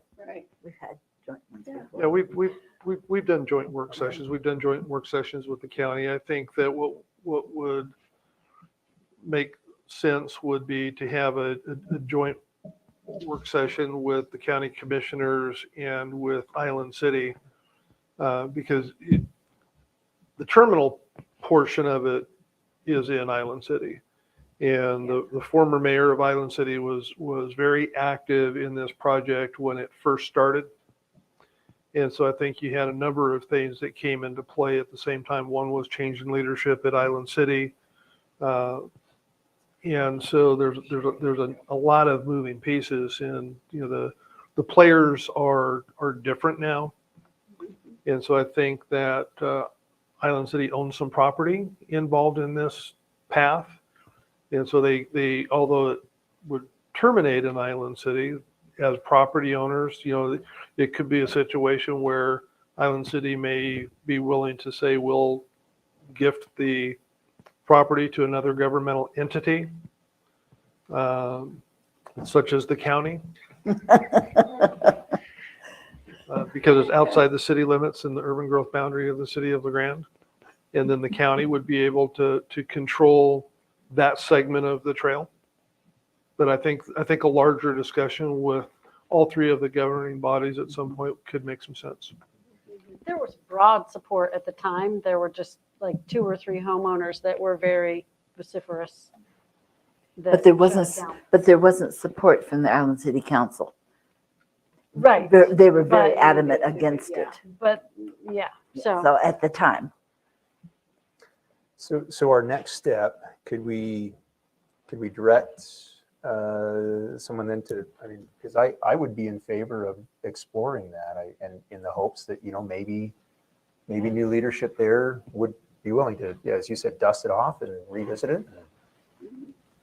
If See there's a if there's a path consensus forward. of the council to want to do that, I'd be happy to work with Commissioner Scarfo and the mayor of Grande of Island City to schedule a time for us to sit down and visit about it. Nothing ventured, nothing gained. that's right. Right. And I would support. I'm the liaison for Island City as well, so it works out real nice. Appreciate it. Might as well. Okay, we'll Yeah. see what we can get put together. Okay, so other things, we did pass our budget last month. Yes, I want to thank everybody in the county. That was a hefty budget, a lot of moving parts there. Back to my disappointment in legislation, we did not receive the $1 million fair funding this legislative round, but I am working on the e-board, which is coming up this September. A few legislators are picked to actually go back and say, what did we miss? I did this 2 years ago as well. I used Oregon Emergency Management to be the shell and the provider that brought it forward, and I'll be using them again for that $1 million. On that, Eastern Oregon Economic Summit is coming August 3rd and 4th. I don't know if everyone's heard about that. Not usually, it's this is like the 3rd or 4th annual. They've had it in Hermiston, Pendleton, and now they've picked LeGrande. This is a huge opportunity for Union County. There will be more legislators, commissioners, mayors from across our state here at one time, taking tours on agriculture, business, economics, all that. August 3rd and 4th, that's a Thursday and Friday. Yeah. There'll be Thursday, they'll be having dinner downtown and doing a lot of the sip and shop with the chamber. And so I would encourage you all to sign up. If you can't do any of the tours, please come to the dinner. Great time to shake hands with a lot of our senators, representatives, and commissioners. They're coming from Clatsop County, from Lake County to Lane County, from West Side, East Side. So it's a big thing. And if you do run into any of them, please mention that there's no working toilets at the fairground. Yeah. Can we take them out to the fairgrounds? and Yeah. Well, put 'em out there for a few hours? I was talking to Commissioner Andrews this morning. He will be emceeing the event. And I said, hey, can you put if you go by the fairgrounds, make sure you go to the bathroom first because you won't be able to go out there. Serve them some drinks out at the fairground, hold them there for about 6 hours and Yeah. see what kind of interest you get. Exactly. The best fair. The fair is going on there. Take them to the fair. Yes. Yeah. And what else do I have? Oh, I just found out today that USPA Pacific Northwest Governor's Cup is coming next weekend, the 22nd and 23rd. If you don't know what USPA is, I did not know it was either. It's United States Polo Association. They're having a big polo tournament out at the polo grounds. I was talking to Logan Joseph. He's big in the polo grounds out there. There'll be over 100 horses here that weekend. So it may be a cool thing. There's no tickets being sold. If you want to go out and watch, more than welcome to. But for that many horses to come out and play in the polo grounds for the Governor's Cup, that sounds like it's gonna be a good time and a good deal. So You said that was the 22nd? 22nd and 23rd. 22nd, 23rd. Did I get that right? It's next weekend, not this weekend, next weekend. Yeah, okay. Hopefully I wrote that down right. And with that, I think that's all I have. Any other questions for me at all? No, thank you for your time, though. All right. Appreciate it. Thank you. Staff comments. Is there any staff that would like to speak? Mr. Boquist. Oh, did Mike call it first? Oh, no, I was being He's just called. been commenting all night, so I was just.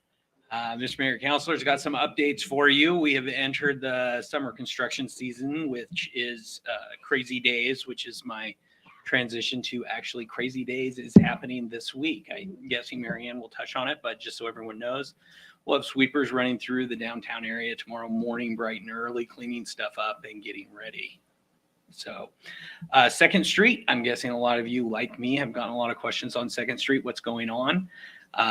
Lovely. We've been away from the site for about 3 weeks trying to get other stuff done. As you know, the end of the budget year, I got to spend money and I've got other things I got to get done. And when you can't start a project because your lines keep freezing, you have to shift the schedule. So we did have a contractor up there now. He was up there today spreading rock. So we should have the road graded for curbs and have curbs going in by the end of the month. So project is moving forward again, still hoping to get it paved by mid-August, which is a little ahead of our last 2nd Street project that we did. So the last time we did 3 blocks, we paved it at the end of August. We're hoping to be a few weeks ahead of that this time. So all the sewer work is done. It's just the paving? it was water. Yeah. All the water all the work was water. done. We got the water work finished. We got some rock down the pit run. Now the contractor will be moving in to do the fine grading with 3/4 inch minus so that we can pour the curbs, which is the next step. So What's the next project then? they were actually installing Mike's annexed sewer today, but finished paving, I believe it was Z this week. So next project will be Penn, which will be between Portland and Albany, so kind of right next to Carpet One. The big problem with trying to figure out which project we're going to jump to next is the water and sewer infrastructure. So before we go and overlay any of these roads, the water and sewer crew has to go through, verify that all the services are working, are updated, and you'd be amazed how many of them are old. We have had an immense amount of sewer problems this year, so has kind of slowed down the paving and other projects just trying to keep up with sewer stuff. Because if you didn't know, our street crew, the 9 guys on the street crew, are also our sewer construction crew. So anytime we have to go put in, say, a 30-unit subdivision sewer main, we lose 2 weeks of paving because they're the same guys. Second Street has been a great example of, hey, why don't we sub out some of the work?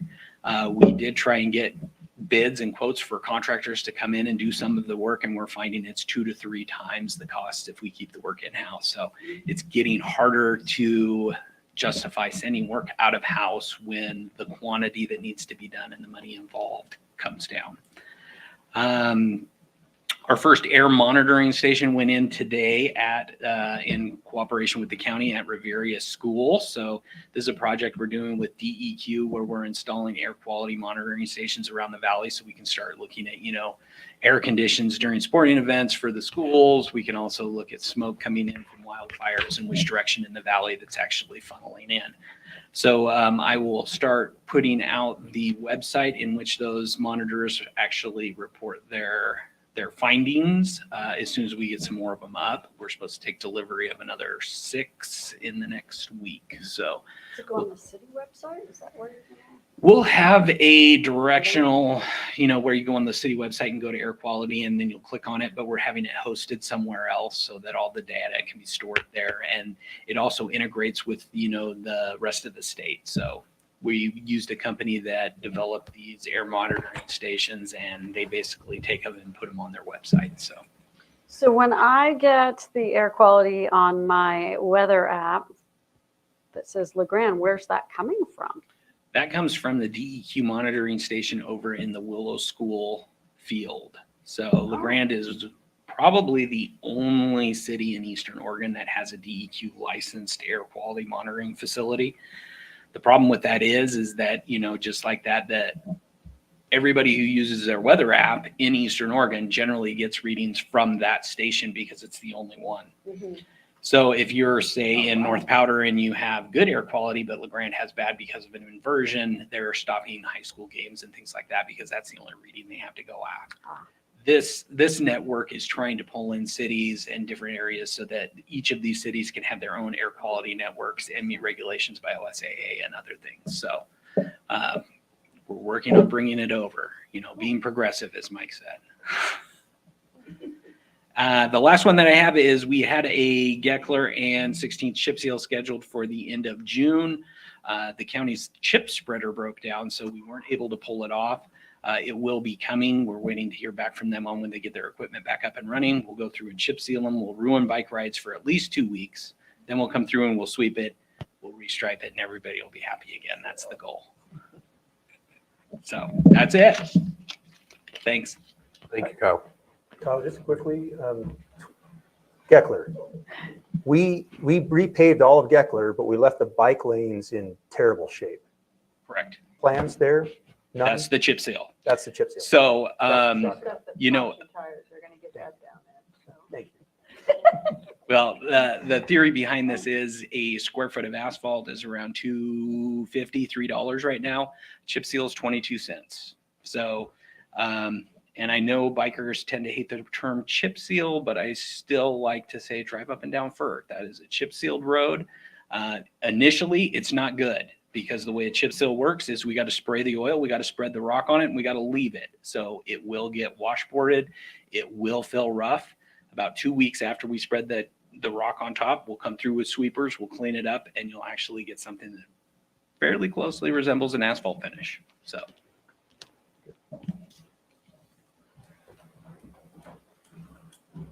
Good evening, Mayor, Councilors. I just have some fun stuff.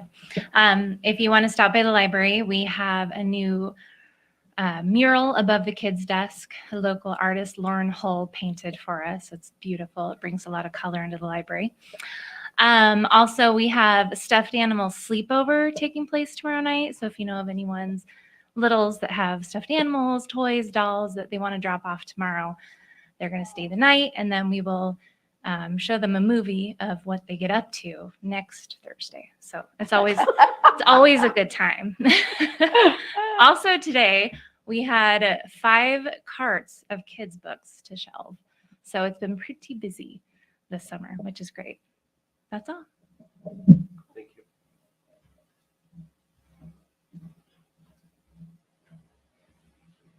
You good, Chief? Thank you. City manager comments. Thank you. Just a reminder, July 24th, we have the Goal 9 work session. So that's the one that Mike and Timothy have been working quite a bit on. So July 24th. Yeah. The other thing I wanted to get some guidance from the council on, I had emailed out to you some information regarding wages for the chamber director. So just to kind of back up for those that haven't been on the council for a tremendous amount of time. A bunch of years ago, we had Union County Tourism, which was a separate entity that did the tourism promotion function. And we ended up revisiting that relationship and went out with a request for proposals for tourism promotion services in concert with Union County, and ultimately selected the Chamber of Commerce to perform tourism promotion services for LaGrande and Union County. The current breakdown of the funding of that effort is about 1/3 county, 2/3 city, based on the transient room tax. And within that framework, the chamber develops in concert with the Tourism Promotion Advisory Committee the annual program of work that includes a requested budget, and the wages for the staff that's a component of that. Historically, how that has been developed is the chamber hires a director and identifies a wage and a salary, benefits package, and then allocates a portion of that salary towards the efforts for tourism, a portion of it for the efforts for chamber, and for a while, a portion of it for the Blue Mountain Conference Center. The city council and the county has never really been actively involved in, determining what that salary or wages should be, because essentially it's a contract for services through an intergovernmental agreement to do the function. Where the county and the city have a role is when that budget comes before you for approval as part of the program of work. In this particular situation at the present time, what has occurred is the chamber director has an unsolicited offer of employment that he is considering, and approached the chamber board executive committee about his current level of compensation. And that committee is recommending to the full chamber board, I believe tomorrow, to increase his wage by $6,700 for the current fiscal year. And in looking at the breakdown of the salary, that was part of a request by the director to increase his salary pretty significantly, not to the level of the competing offer, but to try to figure out something that would work for him and for the organizations. And he approached me last week to share this information with me, that he was going to be meeting with the executive committee. I suggested that it would be helpful to have Commissioner Beveridge, the county appointed member of the Tourism Promotion Advisory Committee, and Councilor Howard and myself sit down with him and just try to understand exactly what's going on. He provided a thing that kind of laid out what he was looking at. It was an informal meeting just to kind of understand a little bit better. And I then sent out to the Tourism Promotion Advisory Committee information about this to see if there was consensus on a recommendation. And there really wasn't. It was a little bit of a mix. So there is no formal recommendation from the Tourism Promotion Advisory Committee. We did not convene a meeting. And so where we are presently is in the tourism budget, we project to finish this fiscal year with an ending cash of about $200,000. And the majority of those dollars have been accumulated over the past few years because COVID, we did no tourism promotion. We had hiring lags in the chamber, and we've seen some significant increases in TRT revenues, which we have a formula where we allocate that. So in terms of dollars available that are already allocated to tourism promotion that are residing in a bank account of the chambers, the dollars are there. The question is the city council and ultimately the county commissioners, because they have a role in this, open to making any adjustments in the wages and essentially telling the chamber to allocate some additional dollars that are already in the tourism fund towards addressing the salary situation. The ask of the county and the city with TRT dollars is about $20,000. The chamber is expected to vote tomorrow on $6,700. One of the things that we had talked about with Councilor Howard and Commissioner Beveridge is with the current allocation of 75 to tourism, 25 to chamber, and the current allocation of 1/3 county, 2/3 city, what would all of that look like in terms of dollars that are already over there that the council would say, yeah, you can go ahead and increase it by this amount. In taking a step back and looking at it from my perspective, I do think that the wage for the position is not terribly competitive. I don't know. I'm not comfortable asking the city council to agree to 1/3 of a $20,000 ask. I think what I would be comfortable suggesting to the council would be for the city and the county to essentially match any increase that the chamber is doing. And so if it's the $6,700, it's essentially $4,000 of city TRT dollars would be reallocated towards that wage increase. And then it would be up to the county what they wanted to do with essentially their third of it. A couple of the implications with this are, assuming that the chamber does do the 6,700 and the county and the city don't do the 20,000 that was in the initial ask or proposal, the amount of time that the director would be spending on tourism promotion versus chamber would have to be adjusted slightly, because the wages that are being compensated by TRT dollars versus chamber would need to be tweaked.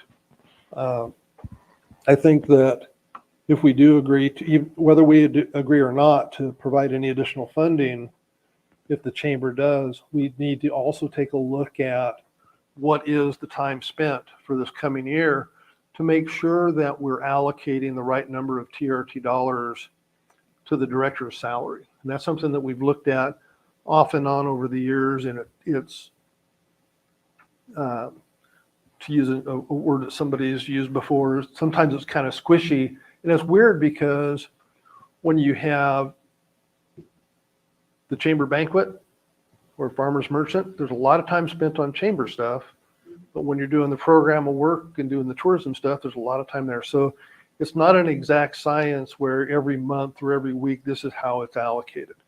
But I do think regardless of the outcome of our conversation tonight, we really do need to have the chamber take a look at the time spent to make sure that we are charging to TRT dollars the correct ratio. So, you know, I apologize. This was literally kind of came up Thursday of last week, and I was hesitant to put together an agenda item because I didn't really know, first of all, whether or not we would be getting the tourism committee together, what may or may not be happening with the chamber. And I recognize that it puts the council in a bit of a tough spot in terms of, you know, what should we do? What makes sense? I think that, you know, committing to a third of matching what the chamber is doing is a reasonable thing to ask the council to do. This is really not about the performance of the current chamber director as much as it is what's fair compensation for the position and what is going to be the long-term impact of a change that we would make now. Because if we're building that salary in, we're going to anticipate that that would be built upon in the future. So I think that is kind of the overall nutshell. Nicole, I don't know if there's anything you'd like to kind of amplify or add to that, but I really need some guidance from the council on what you would like, what you think we should do. No, I think you covered it in general. One of the complicating factors is that for the individual, this is time sensitive, and it was like, well, you know, I need to know ideally by today, and we're not in a position to respond, nor should we. It might be worth our while to build a process for this that is clearer, so that if this happens in the future, you know, it's a little more straightforward. I understand the ask. I think I was personally disinclined to go all the way with the ask. I think it's big. I think a 53% increase in pay would sound sweet, but I don't know that it really aligns with fiscal realities for the chamber. So I'll let other people.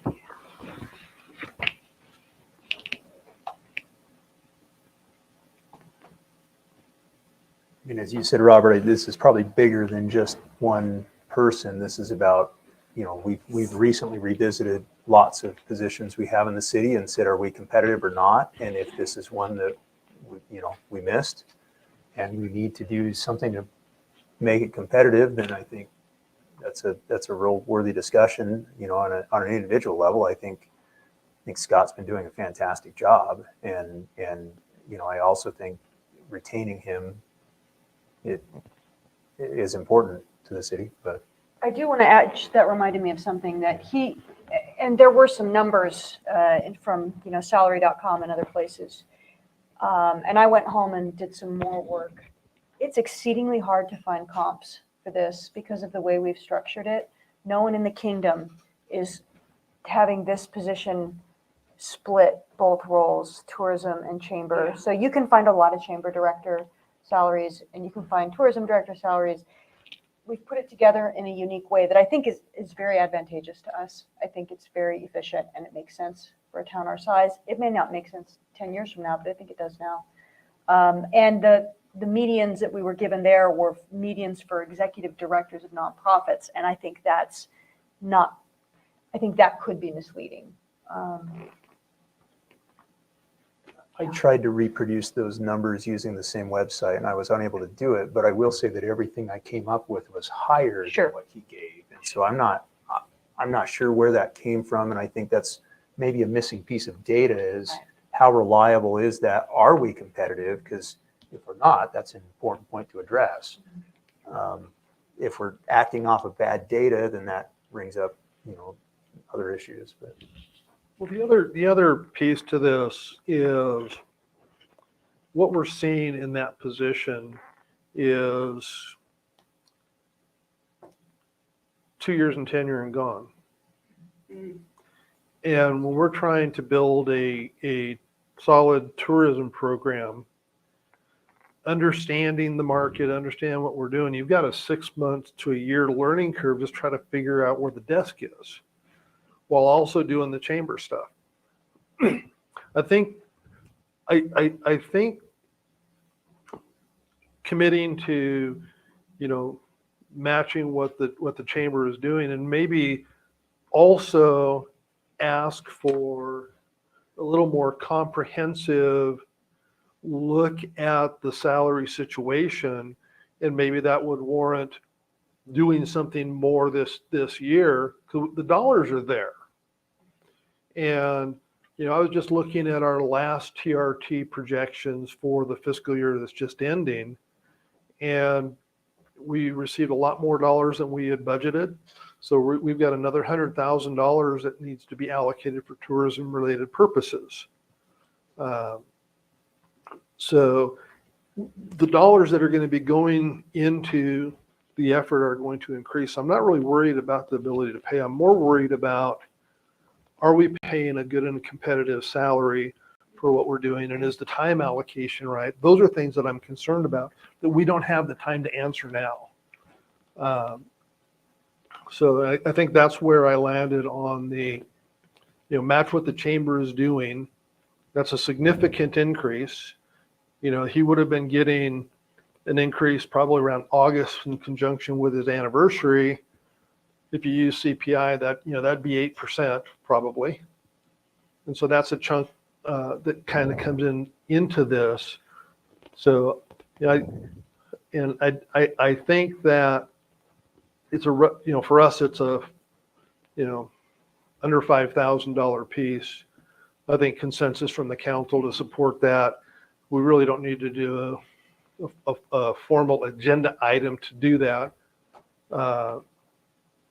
unless the council wants to. But I think, committing to do that, the county can figure out whether or not what they want to do, and kind of see how things fall. But So are you suggesting the 6,700? That's what the county, and that's what the chamber is planning to offer him?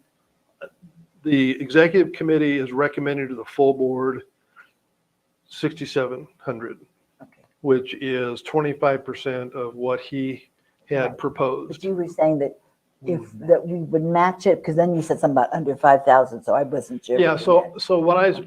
when I'm saying we match it, I'm kind of saying we being the county and the city match what the chamber's doing. Right, that's what I understood that you said. And then our portion of that we would be allocating of dollars that are already over there would be 4,200. 4422. Oh, Yeah, 4422. okay, I thought you.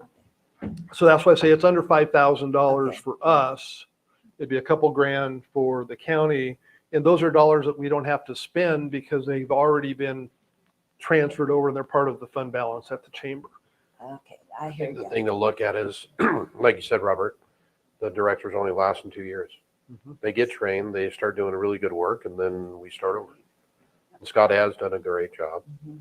And so I think by supporting this, maybe keep them a little longer, and getting a little more out of it versus starting fresh again. And I think that's using the citizens' money wisely. So But if it's the we, TRT money, It is TRT. so it's going back into. Still. right, that's good use of it, but just so I'm clear, on your proposal, you would end up with a little over half of what he's asking for. And is that going to be enough to retain it? Because you're 6,700 from the county, 6,700 from the chamber, 6,700 from the city county. We're looking 13 and change. Unanswerable. I mean, It's, Right. it's about half, The ask is it's 20. roughly half what he had asked for. And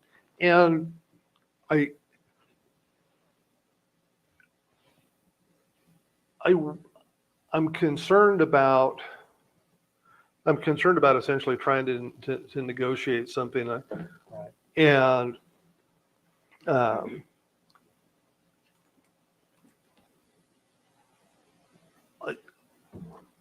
the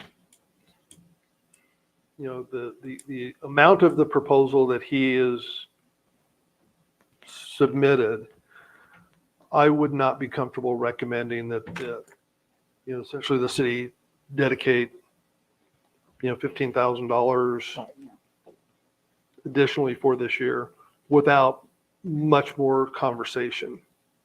So I think that to convey to him that, we're comfortable with, a third of or 2/3 of what the chamber is doing as a first step, with the expectation that we're going to, in concert with the chamber and the county, take a hard look at what the compensation should be for that position, all things considered, and then build the structure. And I think not just for the director, but also for the other positions there that are doing things with tourism makes some sense. Perhaps we should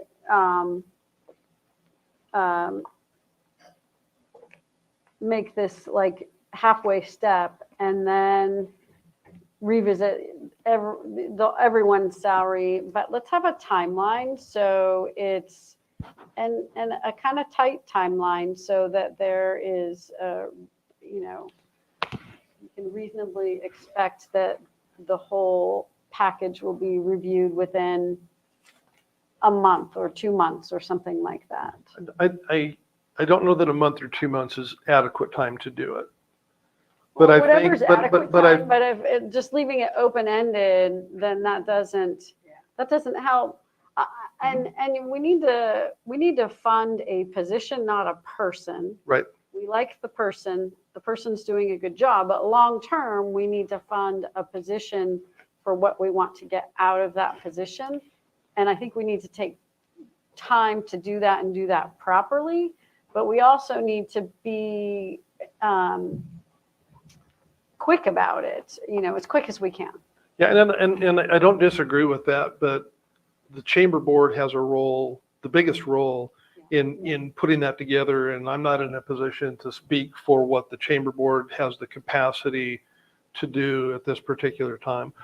I agree with you that we absolutely need to do it, and it probably needs to be done sometime before the end of this fall, because it really needs to feed into what the budgeting should look like as part of the program of work, which has to be done right after the first of the year. So I think there is some urgency to it. I think that a comfort level to say we are going to be doing that is helpful for all of the partners here. And a specific, this is what the city is for sure willing to put towards this makes sense. So,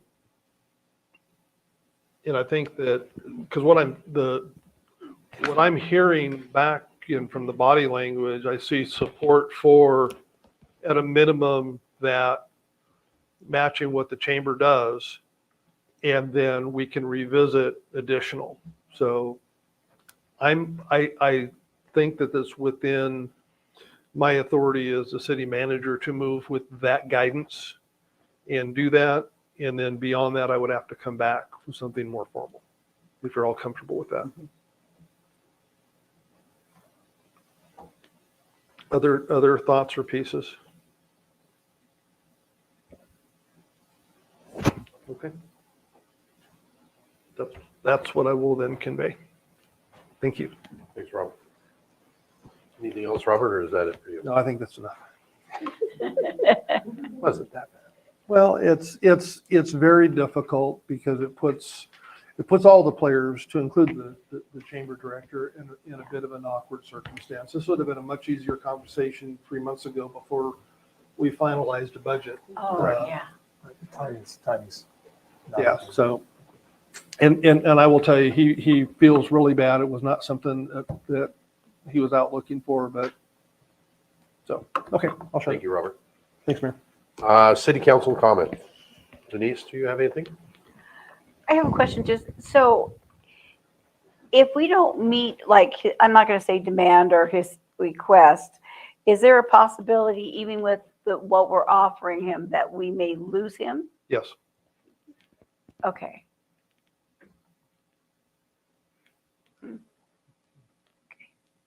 I do have another question. It's your time. I do. Oh, thank you. Okay, so you mentioned about signing up for the dinner and stuff like that. Where do we do that at? I can forward you the email. Okay, thank you. All right. I'll forward it to Robert. Absolutely. Okay, that would be great. All right, sorry. No worries. I think, oh, I'm sorry. I No, you're think I'm good. done. You're good? Perfect. Okay. Good. Sorry I missed last month. I'm on the school budget committee. So I was doing that and we got that taken care of. So that was good. Different process. And then Commissioner Scarfo and I met with, about feral cats with the Humane Association. And I think we came up with, we had a good conversation and came up with some good ideas, and Humane Association is supposed to come back to us with some numbers on, there's different kinds of ways to manage it and how much each of those will cost and what we'll get out of it. So that's in process. So more to come.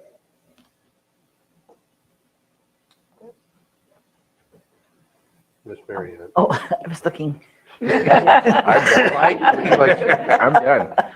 Well, just like Kyle said, this weekend is Crazy Days and the car show. Crazy Days has really taken a really good look at what they were doing, and they have really added a lot of items. One is, like, you'll probably see all sorts of sunflowers downtown in the windows because they're having a contest, which business can make the prettiest decorations. People get to vote on it. They're having a pie judging contest. They're having. Be a judge of that. Are you going to be? Yeah, they asked me to, and I couldn't do it. But yeah, I don't even like pie, so it's okay. But so they have a lot of things, and there's been some issues with the car show and Crazy Days this year because of the needing of the space. We have pre-registered about 50 cars, and then we get more 50 or 70 cars coming. We're already up at 96 cars this year. And most of them, like 80% of them, are out of town, far out of town. And we're telling them, look at all the Airbnbs, look at everything, because the hotels are crowded. They're expensive. But then people will say, it's only money. We don't care. I thought, okay, you can come in and spend $700 for the 2 nights. But they're coming, and we're getting phone calls daily. My husband is getting phone calls, at least 10 a day, of people who want to come. Wow. So I have a feeling we're going to be higher than the 150 that we anticipate. So I think that possibly Crazy Days will be looking at moving their date next year, separating the 2 things. We can't move our date for the car show because of other car shows going around. But Crazy Days has the latitude of changing to whenever they want it. So that's a possibility for next year. That's about all I have. Oh, and I did talk to Sarah out at Northeast Oregon Housing, and the apartments haven't been rented yet, but they hope to do it because they've had some slow ups because of not getting some lumber and so forth. She's told me they would hope to start having people move in at the last week or the first week in August, hopefully. Oh, cool. Yeah, that's all. Great. Thank you very much. Oh, I keep thinking. That's your Molly, I guess. Yeah, I look just like her. Yeah, you do. Marianne, I have to say you're the only person I've ever met who hasn't liked pie, and I'm not sure what to think. I don't about know. that. I've never been a pie lover, and I thought, can you imagine me judging this and going, "Ugh, I don't Yeah. like that." Maybe. No, I don't think so. So I wanted to bring forward to the council briefly. I've been visiting a little bit behind the scenes with Robert. We are surrounded by a multitude of marvelous trails that are useful for recreation.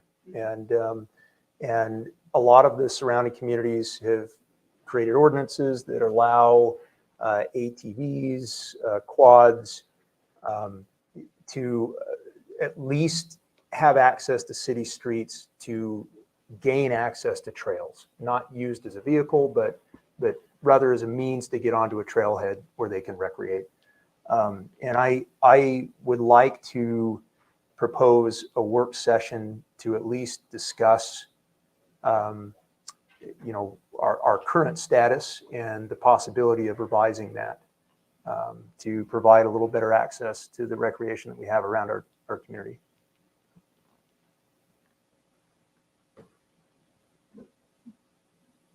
I'm a hard no. Okay. On the advice of law enforcement people who I know. I'm actually in support of it. I've also was one of the original members of the MARA for the ATVs. And I think, it's no different than driving a car. You still gotta have driver's license, you gotta have helmets. And the other thing is with it, I don't know all the details, but main streets cannot be used. There's only side streets. But I wouldn't mind with, as well as Dave, is to look into it, have a work session and see what we can do. I keep getting asked all the time from several people about it because we did have a meeting once before. And I know that we talked about allowing people to cross Adams on 2nd Street. I just remember that one. I don't remember if we did any more than that. Do you remember, Robert? Meeting, I think it was kind of about this portion, wasn't it? Yeah, we The end of the meeting where we discussed it. we had, It was right around COVID though. not to throw somebody under the bus, but somebody got assigned that's not an appointed official, but might be an elected official to kind of organize and stuff. And I think we got hit with COVID. And so it's COVID's fault that we never really followed up to see where we would go. So if the consensus of the council is to have a work session, we can certainly look at putting something together.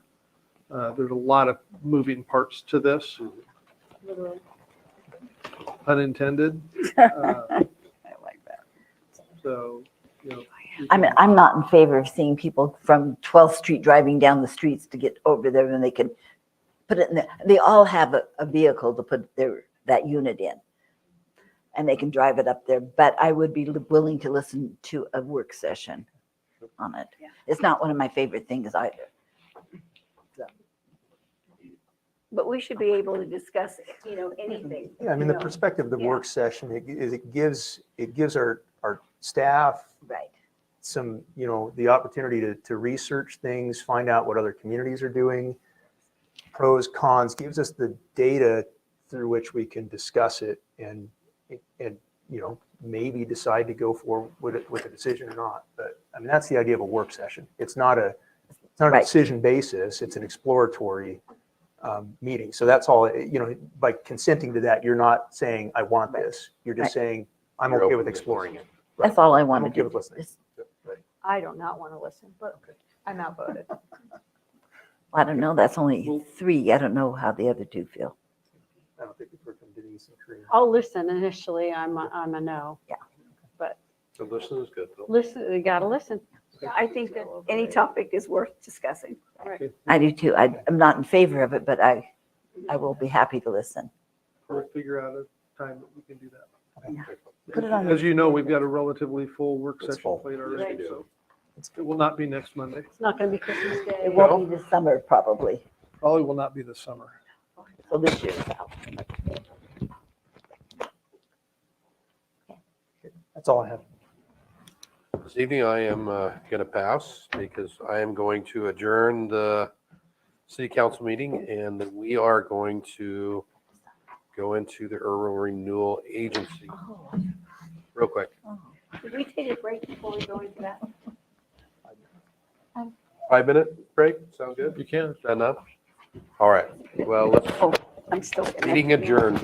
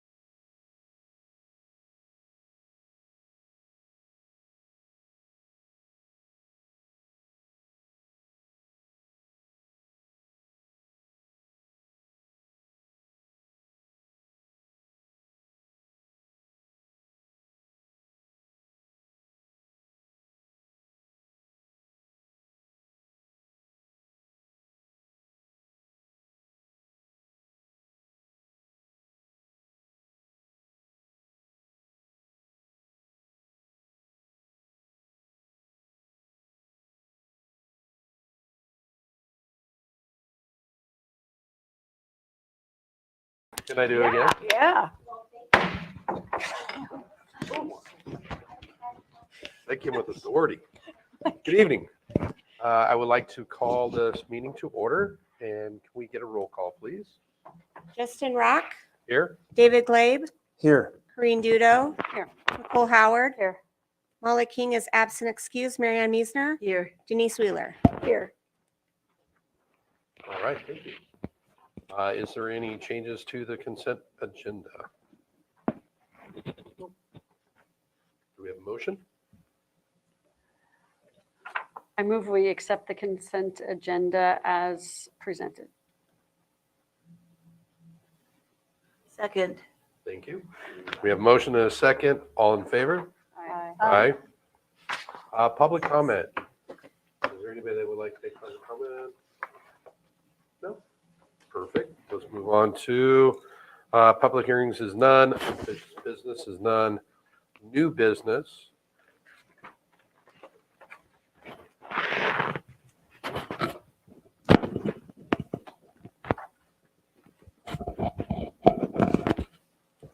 Considering amending the library theater agreement to extend the loan agreement for 1 year.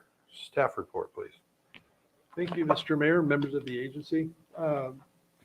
The Urban Renewal Agency has a loan agreement with Liberty Theater for $150,000, which upon completion of the project would be forgiven. That agreement what has been extended a number of times, and where we find ourselves now is they have received very significant EDA grant. The agency authorized taking a second position with the lien for that. But the other piece of business with this that based on the current language in the agreement requires agency approval is to extend it so they can actually finish the construction. When we last considered an extension to this, we said this is going to be the last one because we had no idea that there was going to be COVID that was going to put essentially a 2-year thing, and that there would be an EDA significant grant there.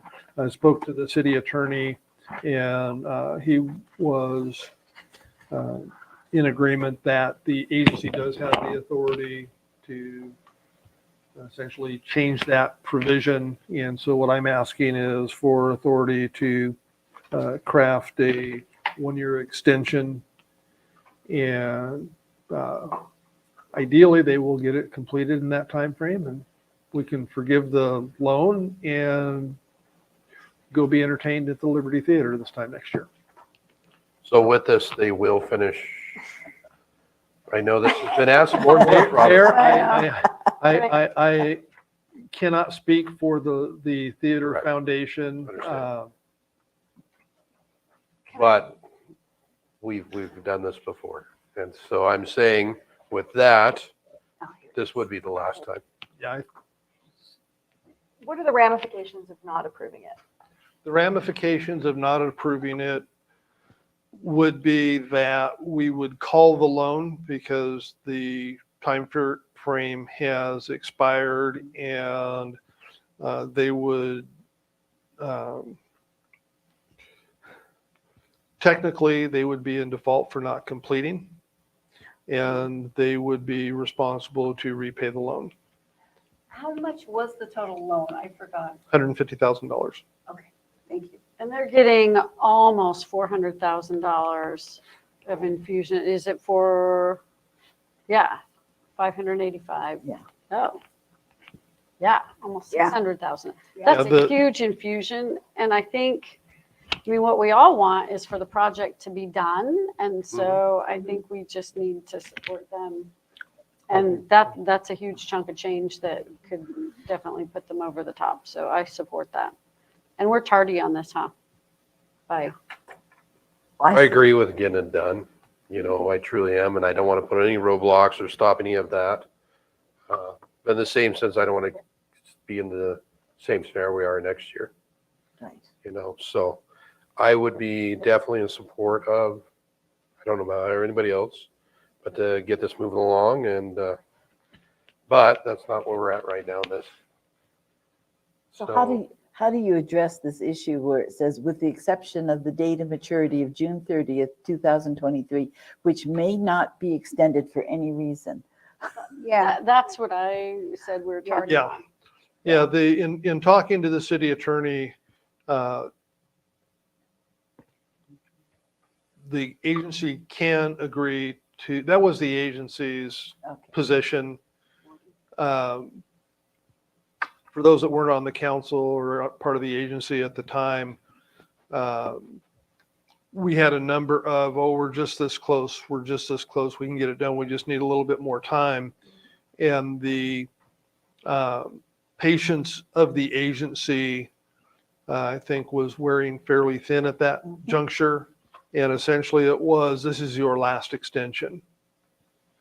And I think in this circumstance with the pandemic, there were factors that were completely outside of the foundation's control to complete the project. I think that if they had not secured this EDA funding, we might have a different conversation.